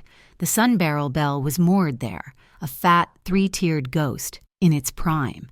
It had been a gaudy yellow and white tourist ferry, taking families on 30-minute tours of the harbor. Now, it was dark, save for a few dim utility lights. It was Isola's private, floating fortress. I found Cassio near Service Pier 4, a row of rotting wooden pylons. He was just a shadow, emerging from other shadows. He was carrying a small, waterproof duffel bag. "The tracker's active," he said, holding up his phone. A single, blinking dot was moving just outside the arcade grounds. "He's in position. Let's go." He led me not to a boat, but to the base of the pier where the Sun Barrel Bell was tied. The service ladder, aft. We moved like ghosts, our sneakers silent on the wet wood. The ladder was cold, slick steel. Cassio went first, I followed, the bag with the dummy tape reel our Trojan horse slung over my shoulder. We landed on the lowest deck, a steel-plated service area that smelled of diesel and rust. It was empty.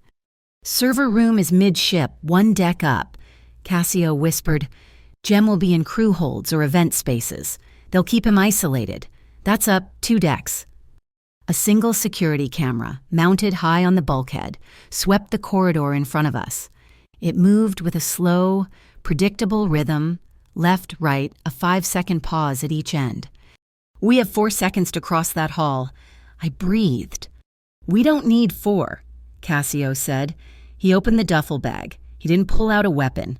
He pulled out a photograph, a large, high-resolution, 11 by 14 print. I looked at it, confused. It was a picture of nothing, just the far wall of the corridor, the exact same color, the exact same rust stains. "It pans right, then left," he whispered, watching the camera's motion. "When it hits the far right, it pauses. I'll hold this up. It will be looking at a picture of what it's supposed to be looking at. It won't see us move behind it. Go." The camera swiveled right. Thwack, it stopped. "Now," Cassio ordered. He stepped out, holding the photograph up. His arms braced, his body hidden perfectly behind it. He was a piece of the wall. I ran. I sprinted across the 10 feet of open, exposed corridor, my heart in my mouth, and ducked into the stairwell on the other side. I looked back. The camera started to pan left. Cassio folded the photo in half, stepped back, and followed me into the stairwell, all in one fluid, invisible motion. My jaw was open. "Where did you learn to do that?" "Old magic trick," he said, no humor in his voice. "This way." We went up one flight. "Server room," he said, pointing down a hall. "I plant the seed. You find your brother. Event hall. End of this corridor. Go." He didn't wait for a reply. He was gone. A shadow moving toward the ship's electronic heart. I was alone. My hands were shaking. I ran down the hall, my feet silent on the cheap industrial carpet. The door at the end was marked Sunset Lounge. It was locked, a digital keypad, but not with numbers. It was a set of 4 blank, black pads, a rhythm lock. My blood ran cold. A code. I didn't have a code. I stared at it, my mind racing. Jem. I thought of him, not the scared, dragged figure in the negative, but Jem at 10, Jem at 12, Jem at our tiny kitchen table, driving me insane. He was always tapping, always. Rhythms he'd heard, beats he'd made up. There was one, a simple, stupid one, from an old video game we both loved. He tapped it on everything. His textbooks, the dashboard of my car, the dinner table. Tap, tap, tap, tap, tap, tap. My fingers were trembling. I reached out, I tapped the blank pads. Short, short, long, short, short, short. There was a loud click. The light on the handle turned green. I pushed the door open. The room was dark, but a sliver of moonlight from a porthole cut across the floor. The room was full of stacked chairs and overturned tables. And in the far corner, a figure, sitting on the floor, his knees drawn to his chest. "Jem," I whispered. He flinched, scrambling backward, his eyes wide with terror. Who's there, please? I don't know anything else. I swear." "Jem, it's me, it's Tamsin."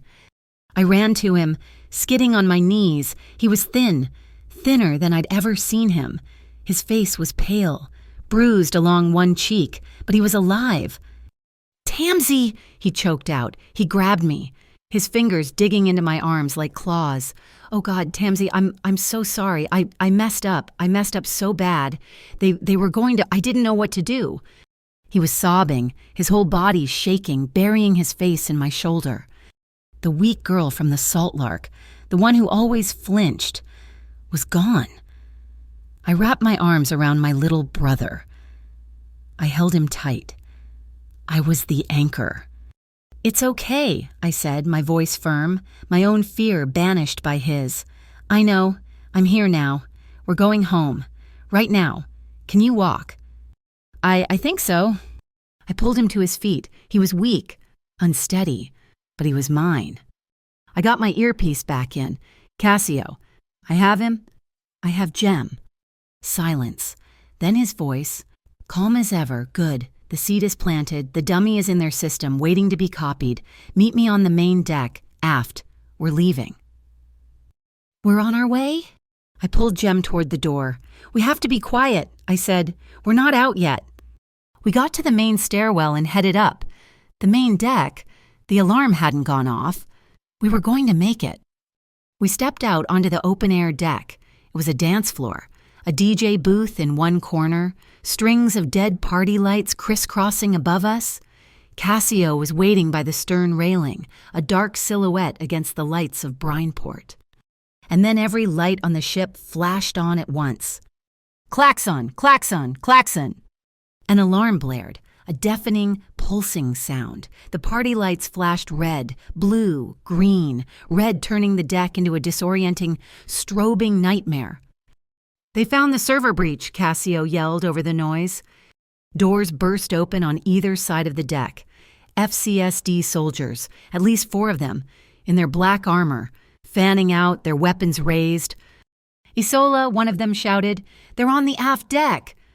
Jem screamed and crumpled, pulling me down. "Move!" Cassio roared. He didn't run. He grabbed a heavy, coiled rope from the deck and hurled it at the closest soldier, knocking him off balance. He ran to the DJ booth. The soldiers were advancing, the strobing lights making them look like jerky, terrifying animations. "Get to the rail," Cassio yelled at me. "Get Jem to the rail." I dragged Jem, pulling him behind a stack of plastic lounge chairs. A shot rang out, a sharp crack that was different from the alarm. A chunk of the chair I was hiding behind exploded. Cassio was at the booth. He wasn't looking for a weapon. He slammed his fist onto a console. "Eh." A thick, billowing cloud of white smoke erupted from the fog machine, instantly blanketing the dance floor. The flashing LEDs refracted through it, creating a blinding, chaotic maze of color and shadow. "I can't see them," a soldier yelled. "Jem, now run," I screamed, pulling my brother toward the railing where Cassio had been. Another shot. It came from our right. The soldier had seen our movement. He was raising his rifle, aiming right at me. I froze. I was a deer in headlights, the weak girl. A black shape tackled me from the side. It was Cassio. He slammed into me and Jem, knocking us both flat to the deck, shielding us with his own body. The bullet pinged off the steel railing where I had just been standing. "The lights," he roared. He wasn't talking to me. He had his own weapon now, a handgun I hadn't even seen him draw. He didn't aim at the men. He aimed up. Crack, crack, crack. He fired 3 times, not at the soldiers, but at the main power box for the LED grid above us. The flashing lights exploded in a shower of sparks. The entire deck was plunged into near total darkness, the only light coming from the distant, indifferent glow of the city. The fog was everywhere. The alarm was still screaming. "The boat is below," Cassio yelled, grabbing the front of my jacket. "Nava is here. You have to jump. Go." He shoved Jem toward the railing. "Go! Jem, jump!" Jem, galvanized by pure terror, scrambled over the rail and disappeared into the blackness. I hesitated. It was a 3-story drop into dark water. "Tamsin, jump!" Cassio yelled. He grabbed me. "Are you?" "Go." He didn't wait. He grabbed my waist, put his other hand on the rail, and just vaulted. He took me with him. We hit the air. It was a terrifying, breathless second of absolute silence. The wind rushed past my ears. The ship, with its wailing alarm and shouting men, was suddenly above me. Then the cold hit. We plunged into the black, icy water of Hollow Inlet. It was a thermal shock, driving the air from my lungs. I panicked, my wet clothes dragging me down. A second later, a hand grabbed my jacket, strong and sure. It was Cassio, treading water, already looking for the exit. Here, a voice hissed. A small, black inflatable boat, its engine off, glided out from under the shadow of the pier. A thin, weathered man was at the tiller, Nava Cruz. Cassio shoved me toward the boat. Nava's strong, wiry arms hauled me over the side like a sack of fish. I collapsed onto the rubber floor, coughing up salt water. Jem was already there, huddled and shaking. Cassio hauled himself in, a single, powerful motion. "Go," he said to Nava. Nava didn't speak. He twisted a small handle, and a tiny, almost silent electric motor hummed to life. We slid away, a shadow moving through other shadows, disappearing under the verdigris bridge. I looked back one time. The Sunbarrel Bell was lit up like a floating city on fire. Every light was on. Searchlights swept the black water. The alarm echoed across the inlet. They were looking for us, but we were already gone. We were a ghost heading for the shore, and Isola Kane was about to open her present. Nava Cruz dumped us at a place called the Mariner's Rest, which was neither restful nor anywhere near the actual marina. It was a $20 a night motel squatting by the freeway, a place where the neon sign hummed a desperate, failing tune. The air smelled of diesel, damp carpet, and bleach. "It's anonymous," Nava had grunted, his face a mask of shadows. "Pay by the hour, no cameras, no questions." Cassio pressed a thick wad of cash into his hand.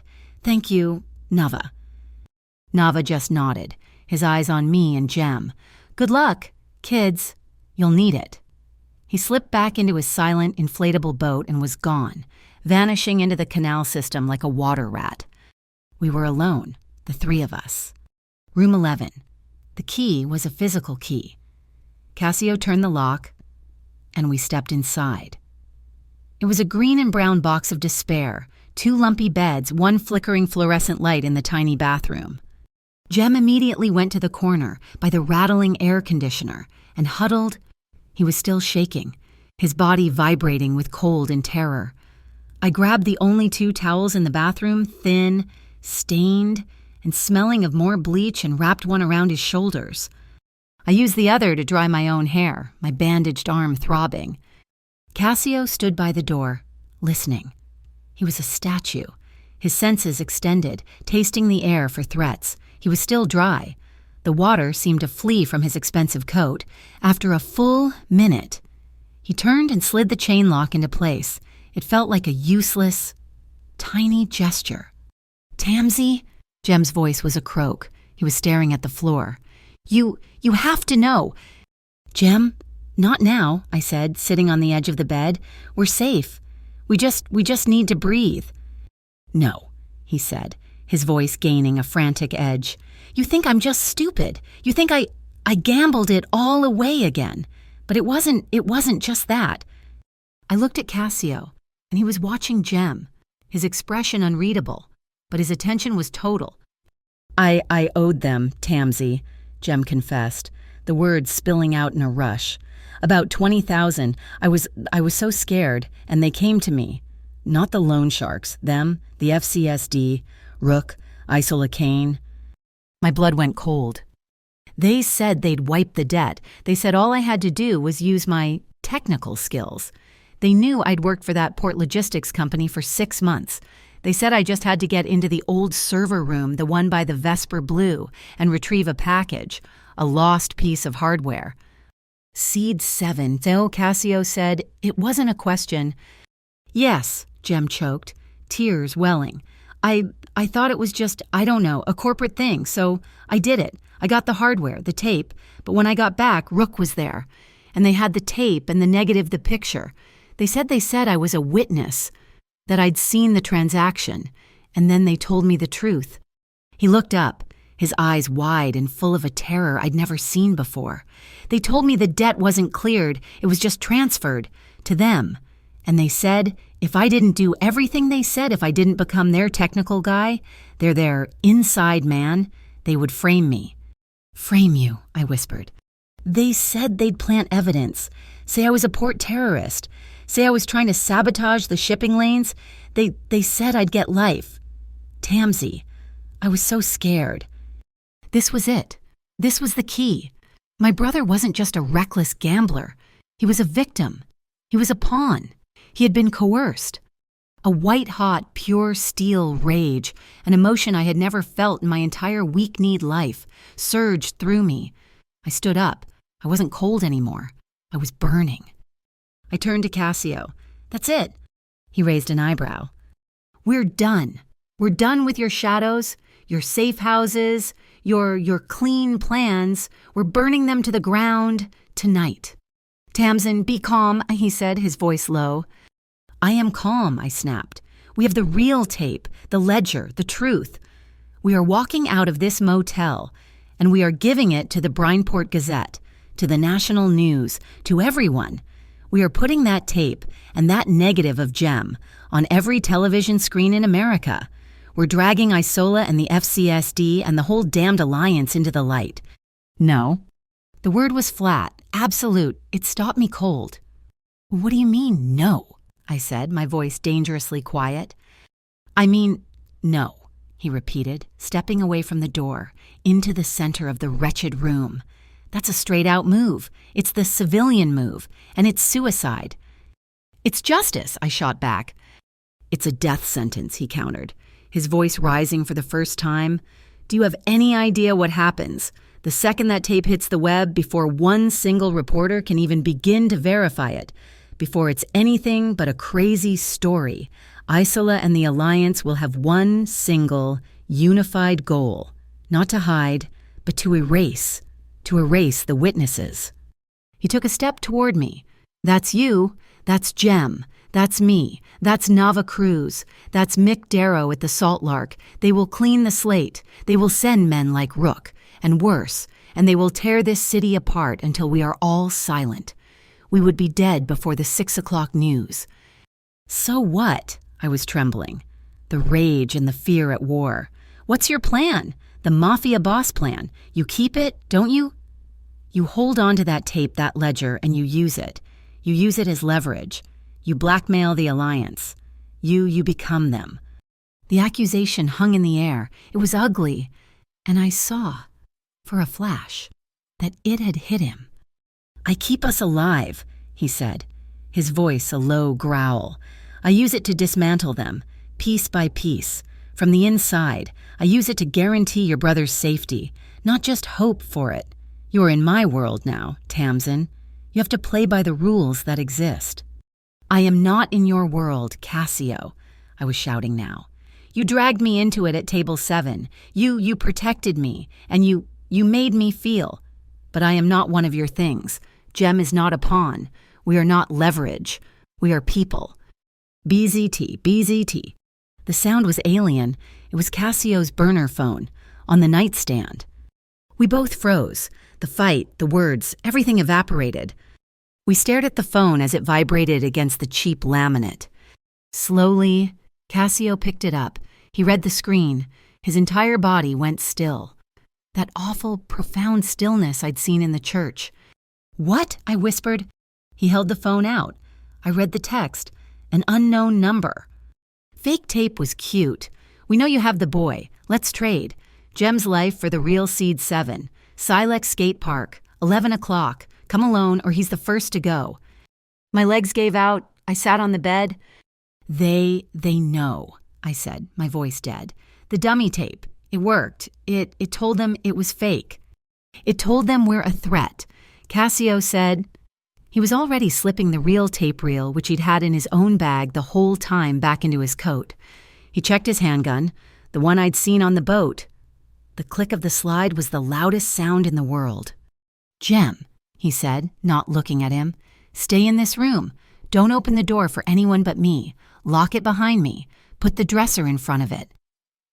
He started for the door. What are you doing? I said. I'm going, he said, alone. I was off the bed in a flash, blocking his path, my hands on his chest. No, absolutely not. You are not. Tamsin, move, he said. His voice was cold. It was the voice from the warehouse. No, I shoved him, a useless gesture against his solid frame. You're not going alone. That's what they want. It's a trap. Of course it's a trap, he said, his dark eyes boring into me. It's a trap I'm walking into. It's the only way to control the board. Now move. Your job is to protect your brother. My job? I was shaking with a new kind of fury. You think my job is to hide to be the weak girl you have to save? I am in this. Cassio, I am not leaving you. I won't. I'm weak, I am, but I am not leaving you behind. I'm doing this for you, he snarled, grabbing my arms. His grip was steel. I'm trying to keep you out of it. I am trying to protect you. And what if I don't want that? I cried, the words tearing out of my heart. What if I'm tired of being protected?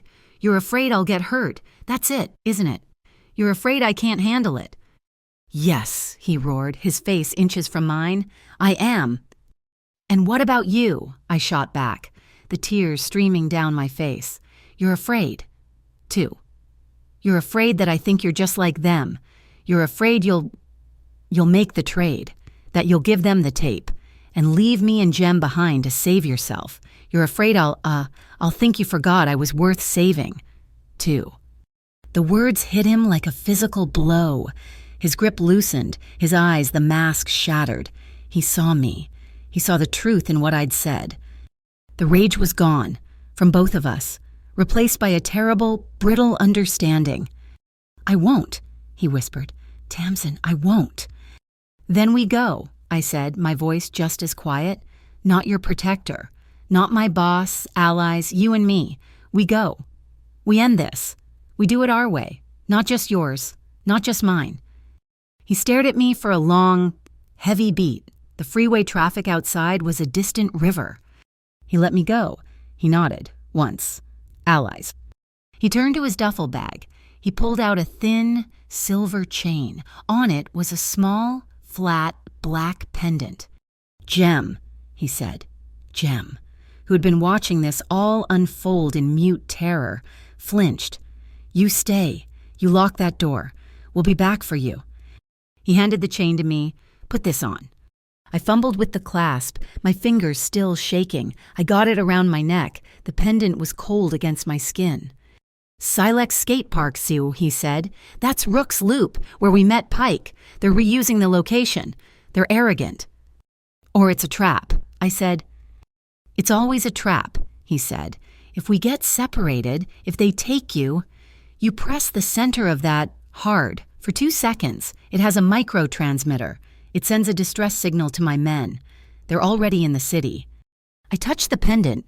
My fingers brushed the linen napkin, which I'd stuffed back into my pocket after I'd woken up. Is this an upgrade from the Table 7 napkin, I asked, my voice trembling, trying for a joke. He almost smiled. It's more reliable. The napkin is for show. He stood in front of me, by the door. The moment was heavy. There was no after this. There was no tomorrow. There was only the ugly, buzzing light of the motel room and the task ahead. Tamsin, and he said. He leaned in. He kissed me. It was nothing like the attic. That had been a discovery, a relief. This was a claiming. It was short, hard, and deep. It was desperate. It was a promise and a goodbye. All at once, it said. I will kill them all to get back to you. He pulled away. His eyes were black iron. Let's go. Silex Skate Park was where concrete went to die. We left the black SUV 2 blocks away, moving on foot, shadows in a neighborhood of shadows, the park. Rook's Loop was exactly as I remembered it from the disastrous meeting with Arden Pike. It was a series of massive, empty concrete bowls, like craters on a dead moon. It overlooked the Brineport shipbreaking yard, a skeletal graveyard of rusted, half-dismantled ships. The only light came from a row of tall sodium lamps that cast a sickly, buzzing, yellow-orange glow over everything. It was a light that made everyone look diseased. And they were already here. Isola Kane stood in the center of the deepest bowl, a queen in her ruined court. She was flanked by at least 8 soldiers. They weren't wearing the black FCSD tactical gear from the boat. They were in sterile gray and blue uniforms, the kind private security wears. It was a costume, plausible deniability. And standing next to her, his arm in a sling, his head wrapped in a white bandage that was already seeping with sweat and grime, was Rook. His eyes, fixed on Cassio, were pits of pure, undiluted hatred. Between 2 of the soldiers, I saw him. Jem. My breath hitched. He was gagged, his hands bound, his eyes were wide with a terror so profound it looked like paralysis. My mind screamed how we'd left him in the motel, the chain on the door, the dresser, how had they gotten him? Had they followed us? Had they been waiting? The text message. We know you have the boy. It wasn't a bluff. It was a fact. They had been 1 step ahead of us the entire time. Don't. Cassio's voice was a low breath next to my ear. He felt my tension. "This is the script. We play our parts." I had the real tape, Seed 7 in a canvas bag. The tape reel felt like it weighed 1,000 pounds. Cassio and I had spent the last hour in a warehouse belonging to his scar-faced bodyguard, using specialized equipment to implant the seed, the tracker, the software bomb. It was a ghost in the machine. "Tamsin Reed," Isola's voice chimed, sharp and clear in the cold air. She smiled, that awful, thin, ice-blade smile. "The little clown from the Salt Lark? You've had a very busy few days. I'm so glad you decided to come." "Let him go," I said. My voice didn't shake. I was surprised. It was cold. "Of course," Isola said. "The deal was simple. The artifact for the liability. Bring me the tape." "I go with her," Cassio said, stepping forward. "No," Isola snapped. "She comes alone, or Rook gets to repay you for his arm, starting with the boy." Rook grinned, a horrible, broken expression, and put his good hand on Jem's shoulder. Cassio looked at me. His face was a mask of stone, but his eyes were screaming. "Stick to the plan! You can do this!" I nodded. "Once?" I took the canvas bag from him. "It's okay," I whispered, "for him as much as for me. I'm not weak." I walked down the concrete slope into the yellow light. My footsteps echoed, the only sound besides the distant hiss of the refinery. I felt it then. The red dot. A tiny, precise ruby-red circle of light, crawling over my jacket, settling on my chest. A sniper. I stopped. I didn't dare breathe. "Don't stop, Tamsin," Isola called, her voice full of false cheer. "A little insurance to make sure your associate behaves. Now, the tape." I walked the final 20 feet. I stood in front of her. I could smell her perfume, something cold and floral. I held out the bag. She took it. She opened it, looked inside, and her smile became genuine. It was terrifying. "Seed 7, she breathed. It's real." She turned to Rook. "Release the boy." Rook shoved Jem so hard he stumbled and fell to his knees. I rushed forward, grabbing his arm, pulling him up. Jem, it's okay." I tore the gag from his mouth. He was sobbing, incoherent. Tamsy. "Thank you, little clown," Isola said, her voice dripping with contempt. "Your part in this is over." She was looking over my shoulder, at Cassio. The red dot, it wasn't on me anymore. It was moving. It was crawling up the opposite side of the bowl, settling on Cassio's chest. "Cassio," I screamed. I didn't need to. He'd been watching the crane, the one in the shipyard, 100 yards away. He'd seen the glint of the scope. He wasn't looking at the sniper. He was looking at me. As Isola gave the signal, as the red dot flared, Cassio didn't dive for cover. He launched himself. He moved, covering the distance between us in a way that didn't seem human. He hit me like a linebacker, a full-body tackle. Down he roared. The world exploded. The crack of the sniper rifle echoed, a flat, hard sound. A chip of concrete exploded where I had been standing, and then every one of Isola's security guards opened fire. The skate park erupted in a war zone of muzzle flashes and the percussive, deafening bang, bang, bang of automatic weapons. Cassio had me shielded, his body covering mine, pushing me behind a concrete ramp. "The pendant," he yelled. "Press it now." I fumbled inside my shirt, my fingers finding the cold metal. I pressed it, holding it down. 1, 2. "Jem!" I screamed, looking back. My brother was frozen, caught in the open in the nightmarish crossfire. A soldier was turning, leveling his weapon right at him. "No." And then a new voice. "Get down, kid." A figure I didn't recognize. A man in a dark watch cap and a heavy pea coat burst from the shadows behind a rusted-out dumpster. He tackled Jem, a clean, professional roll, pulling him out of the line of fire and behind the safety of a concrete wall. I stared. I knew him. It was Mick Darrow, my boss, the owner of the Salt Lark. "Mick." "Stay down, Tamsin," he yelled back. His voice no longer the mild-mannered bartender, but something hard and practiced. Rook wasn't firing a gun. He was ignoring the firefight. He was charging, his one good arm outstretched, screaming my name. His face was a mask of pure, murderous rage. He was coming for me. Cassio was on his feet in an instant, pushing me behind him. He met Rook's charge. It was a clash of styles. Rook was a brute, a brawler, all rage and strength. Cassio was water. He used Rook's own momentum, redirecting the charge, his hand snaking out. It wasn't a punch. He grabbed the sling on Rook's injured arm and pulled. Rook screamed, a high, thin sound of agony as his dislocated shoulder was torn. He stumbled. Cassio was on his back in a second. He wasn't using a weapon. His arm was around Rook's neck, a perfect, blood-restricting chokehold. He squeezed. Rook bucked, his good hand flailing, useless. Cassio leaned in, his mouth at Rook's ear. He didn't yell. He whispered, the words lost in the gunfire, but I knew them. No one touches her. He held the hold, not to kill, but to incapacitate. Rook's body went limp. Cassio dropped him, a discarded, unconscious heap, and grabbed his sidearm. He was back in the fight.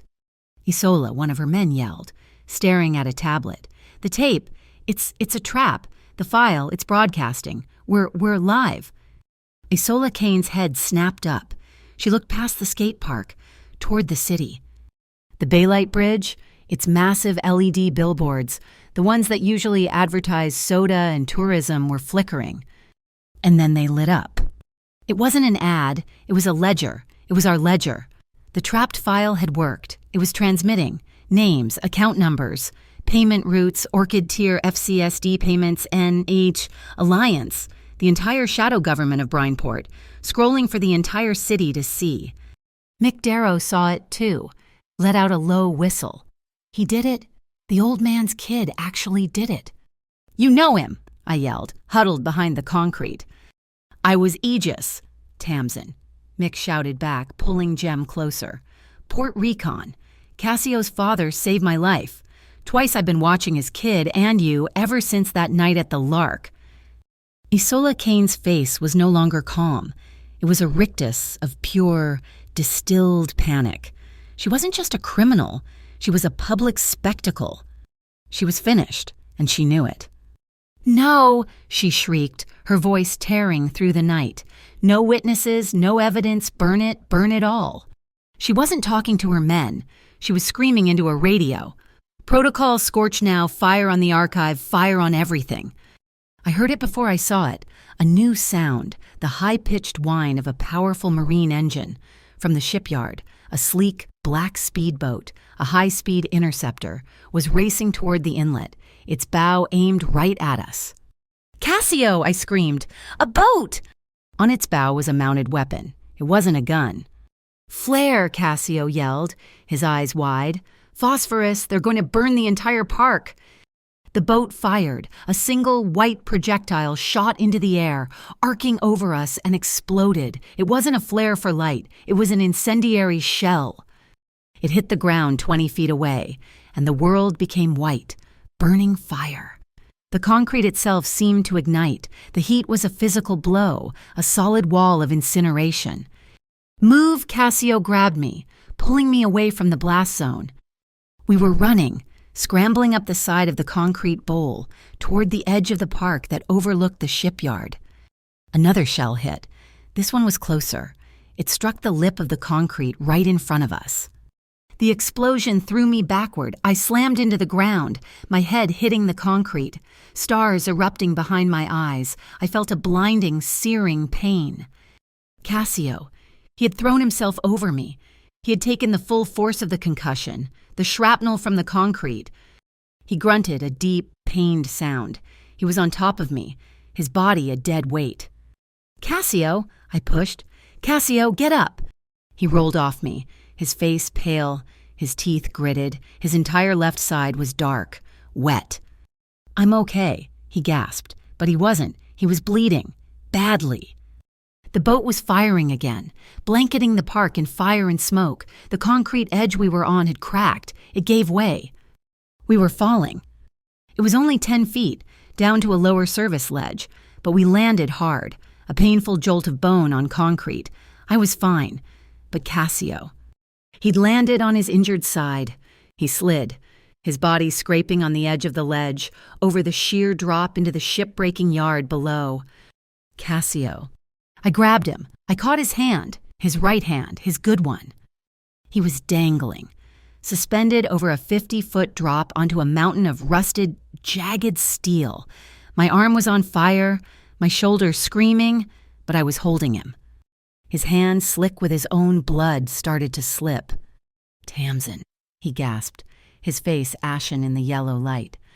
No, don't you dare, I screamed, using my other hand to grab his wrist. I was braced against a piece of rebar, my feet slipping. Don't you let go. The fire was raging above us. Bullets were still flying. The world was ending. He looked up at me, his eyes clear, even through the pain. I never have, he breathed. His hand slipped again. His hand was slipping. My fingers were burning, the muscles in my shoulder tearing. The world was just his blood-slicked wrist, the 10-story drop, and the roar of fire. Tamsin, he gasped, trying to find purchase. I've got you, I won't let go, I screamed, my voice raw. The black interceptor boat, the one with the incendiary launcher, was turning, coming back for another pass. Its weapon was aimed right at us. We were two exposed targets, hanging off the edge of the world. Just as the weapon fired, the world turned white, not from fire, from water. A massive but pressurized wall of it erupted from the darkness of the shipyard, striking the FCSD boat broadside. It was a deluge, a man-made wave. The incendiary round fired wild, exploding harmlessly against a rusted bulkhead. What? I looked down. Not one boat, 3. Navacruz was at the helm of a fast, heavy pilot boat, flanked by 2 other industrial tugs. He and his crew of independent dockhands, the men who hated the alliance, had come. The pendant, my signal. They were using their high-pressure water cannons, creating an impenetrable shield of spray. The battle turned. The firefight, which had been a one-sided execution, became chaos. And then my phone, deep in my pocket, buzzed. Not a call, a city-wide emergency alert. I heard it echo from the cars on the distant freeway, a synthesized voice. This is not a test. This is an emergency broadcast system takeover. Stand by for data transmission. My head snapped back to the skate park, to Mick. He was still huddled over Jem, but Jem wasn't hiding. He had a laptop. He had used the chaos, used the open network of the FCSD's own panic, and he had done what he did best. He'd hacked the city. The data stream, the ledger, the names. The payments wasn't just on the Baylight Bridge anymore. It was everywhere. It was on every local TV channel, every radio station, every traffic sign. My brother, the screw-up, the liability he had just become the architect of their destruction. The gunfire sputtered, stopped. Above us, on the lip of the bowl, I saw Isola Kane. Her face, lit by the fires and the glow of the city-wide broadcast, was a mask of utter disbelief. She had lost. The game was over. Mick, help, I screamed, my grip failing. Mick and one of Nava's crewmen were there in a second. They grabbed Cassio under the arms, hauling his dead weight back onto the concrete ledge. He collapsed, groaning, his hand clamped to his side. I scrambled to him, but a hand grabbed my hair, yanking me back. No. It was Isola. Her face was unrecognizable, twisted with a feral, cornered animal panic. She had lost her army. She had lost her reputation. She had nothing left but rage. You, she shrieked, pressing a thin, sharp blade to my throat. You did this, you clown. She hauled me to my feet, using my body as a shield. Her men were throwing down their weapons, hands raised, as Nava's crew and the first wave of real police sirens approached. She was alone. Oh, everyone back, she screamed, dragging me toward the street. Back, or I'll cut her throat. I walk out of here, or she dies. This was it, the final, desperate move. Isola, Cassio's voice. It was a ragged gasp, but it cut through the night. He was on his feet, leaning heavily on the concrete wall, but standing. His gun was gone. His hands were empty. He was pale, soaked in his own blood. "Let her go," he said, taking one agonizing, shuffling step forward. "Stay back. Vallone, I'll do it." "You want leverage," he coughed, a wet, terrible sound. He took another step. "You want a prize? Take me." He held his empty, bloody hands out. "The head of the Vallone family, the man who brought you down, that's a better prize, isn't it? She's nothing. She's just a girl. She's not a chess piece." My heart broke. Even now, he was trying to shield me, to diminish me, to trade himself for me. Isola hesitated. Her eyes flickered. It was a tempting offer, to walk out of this with Cassio Vallone as a hostage. That was her mistake. That half-second of calculation was all I needed. I am not a chess piece. I am not the girl who waits to be saved. My hand, hidden by my body, went to the pendant at my throat. I didn't hesitate. I pressed it hard. A sharp pop, a cloud of dense, acrid, concentrated smoke exploded from the pendant directly into Isola Kane's face. She screamed, a choked, blinded sound, stumbling back, clawing at her eyes. The knife hand flew up, away from me. I didn't wait. I dropped. I twisted. I kicked back. Scrambling away from her, rolling on the concrete, I was free. I had saved myself. Iaola, blinded, was staggering. Rook, who had been stirring, saw his chance. He rose, a groan of pure hatred, and made one last desperate lunge not at me, but at the wounded, defenseless Cassio. Cassio was waiting, and he was in too much pain to be fast, but he was smart. He pivoted on his good leg, letting Rook's momentum carry him past. He brought his elbow down, a single, precise, brutal blow to the back of Rook's neck. Rook collapsed. He didn't move again. Isola was running right into a wall of men. Nava, Mick, they had her. And then, the sound, the crowd. Drawn by the sirens, by the citywide broadcast, the public was arriving. Dozens of people, then 100. Their phones held high, recording. They were the witnesses, the real ones. Isola Kane, her white coat black with soot, her face a mask of defeat, was trapped. Real federal agents, the legitimate ones, were pushing through the crowd. "Isola Kane, you are under arrest for—" The shadow of the FCSD had evaporated, the Night Harbor Alliance. Their secret scrolling across every screen in the city was already a ghost. It was over. The adrenaline vanished. I turned. Cassio. He was sliding down the concrete wall, leaving a dark, wet smear. He didn't stop. He crumpled to the ground, his eyes closed, unconscious. "No," the word was a whisper. "No." I ran to him. I fell to my knees, skidding on the rough ground. His breathing was shallow. The wound in his side. It was too much blood. "No, no, no," I begged. I fumbled in my pocket. The napkin, my cape, the stupid, stained, linen napkin from table 7. It was the only thing I had. I pressed it to the wound. It was useless. Instantly soaked, a small white flag surrendering to the crimson tide. I put my other hand on his cheek. He was so cold. "Don't you leave me," I whispered, the tears I hadn't shed for myself now falling, hot and fast, onto his pale face. "Don't you dare leave me halfway. Cassio, everyone else leaves halfway. Don't you dare." His breathing hitched, and then nothing. I woke to the smell of antiseptic and old canvas. My head was pounding. My cheek was stuck to the arm of a plastic chair. I shot up. I was in a large tent, a field hospital, a blue cross painted on the side. It was daylight. And he was there. He was on a cot, his chest bare, a thick white bandage wrapped around his torso. An IV bag was dripping clear fluid into his arm. He was pale, still as death. But his chest was rising and falling. I let out a sound I didn't know I could make, a half sob, half laugh. His eyelids fluttered. He opened his eyes. They were hazy, unfocused. Then they found me. He didn't speak. He just looked at me. A small, weak, exhausted smile touched his lips. I burst into tears.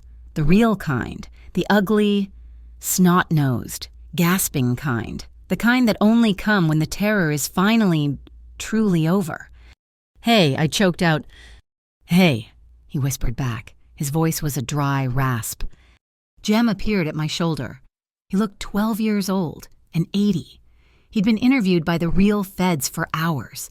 He was a witness, not a criminal. He stepped toward the cot. "Mister Vallone Cassio?" Cassio's eyes moved to him. I'm so sorry," Jem whispered, his voice cracking. "For all of it. For Tamsin." Cassio looked at him, his gaze clear and steady, even now. "Jem," he said, his voice quiet. "Your sister, she's everything." He took a shallow breath. "Live a life that deserves her." Jem just nodded, the tears rolling down his own cheeks. He understood. The city of Brineport was electric. The Baylight Arcade revival, the one Isola had used as cover, had turned into a spontaneous, citywide celebration of liberation. The Alliance was gone. The FCSD was front-page news. A few nights later, the Salt Lark. Mick was already there. He'd been cleared, his old Aegis files confirming his story. He was a hero. He just grunted and said the bar needed a manager. But tonight, the bar was closed. Cassio and I were on the roof, the one with the leaky tar and the view of the water. The string lights were on. He was moving, slowly, painfully. His side was wrapped in bandages I'd helped him change. His arm was in a sling, but he was here. He was alive. I had the napkin. I'd washed it, but a faint, rusty stain remained in the fibers, a permanent reminder. I folded it carefully and placed it on the small, rickety table between us. "I'm thinking of a new bit for my act," I said. The salty wind pulled at my hair. "Oh," his voice was a low rumble, already getting stronger. "Yeah," I said, looking at the napkin.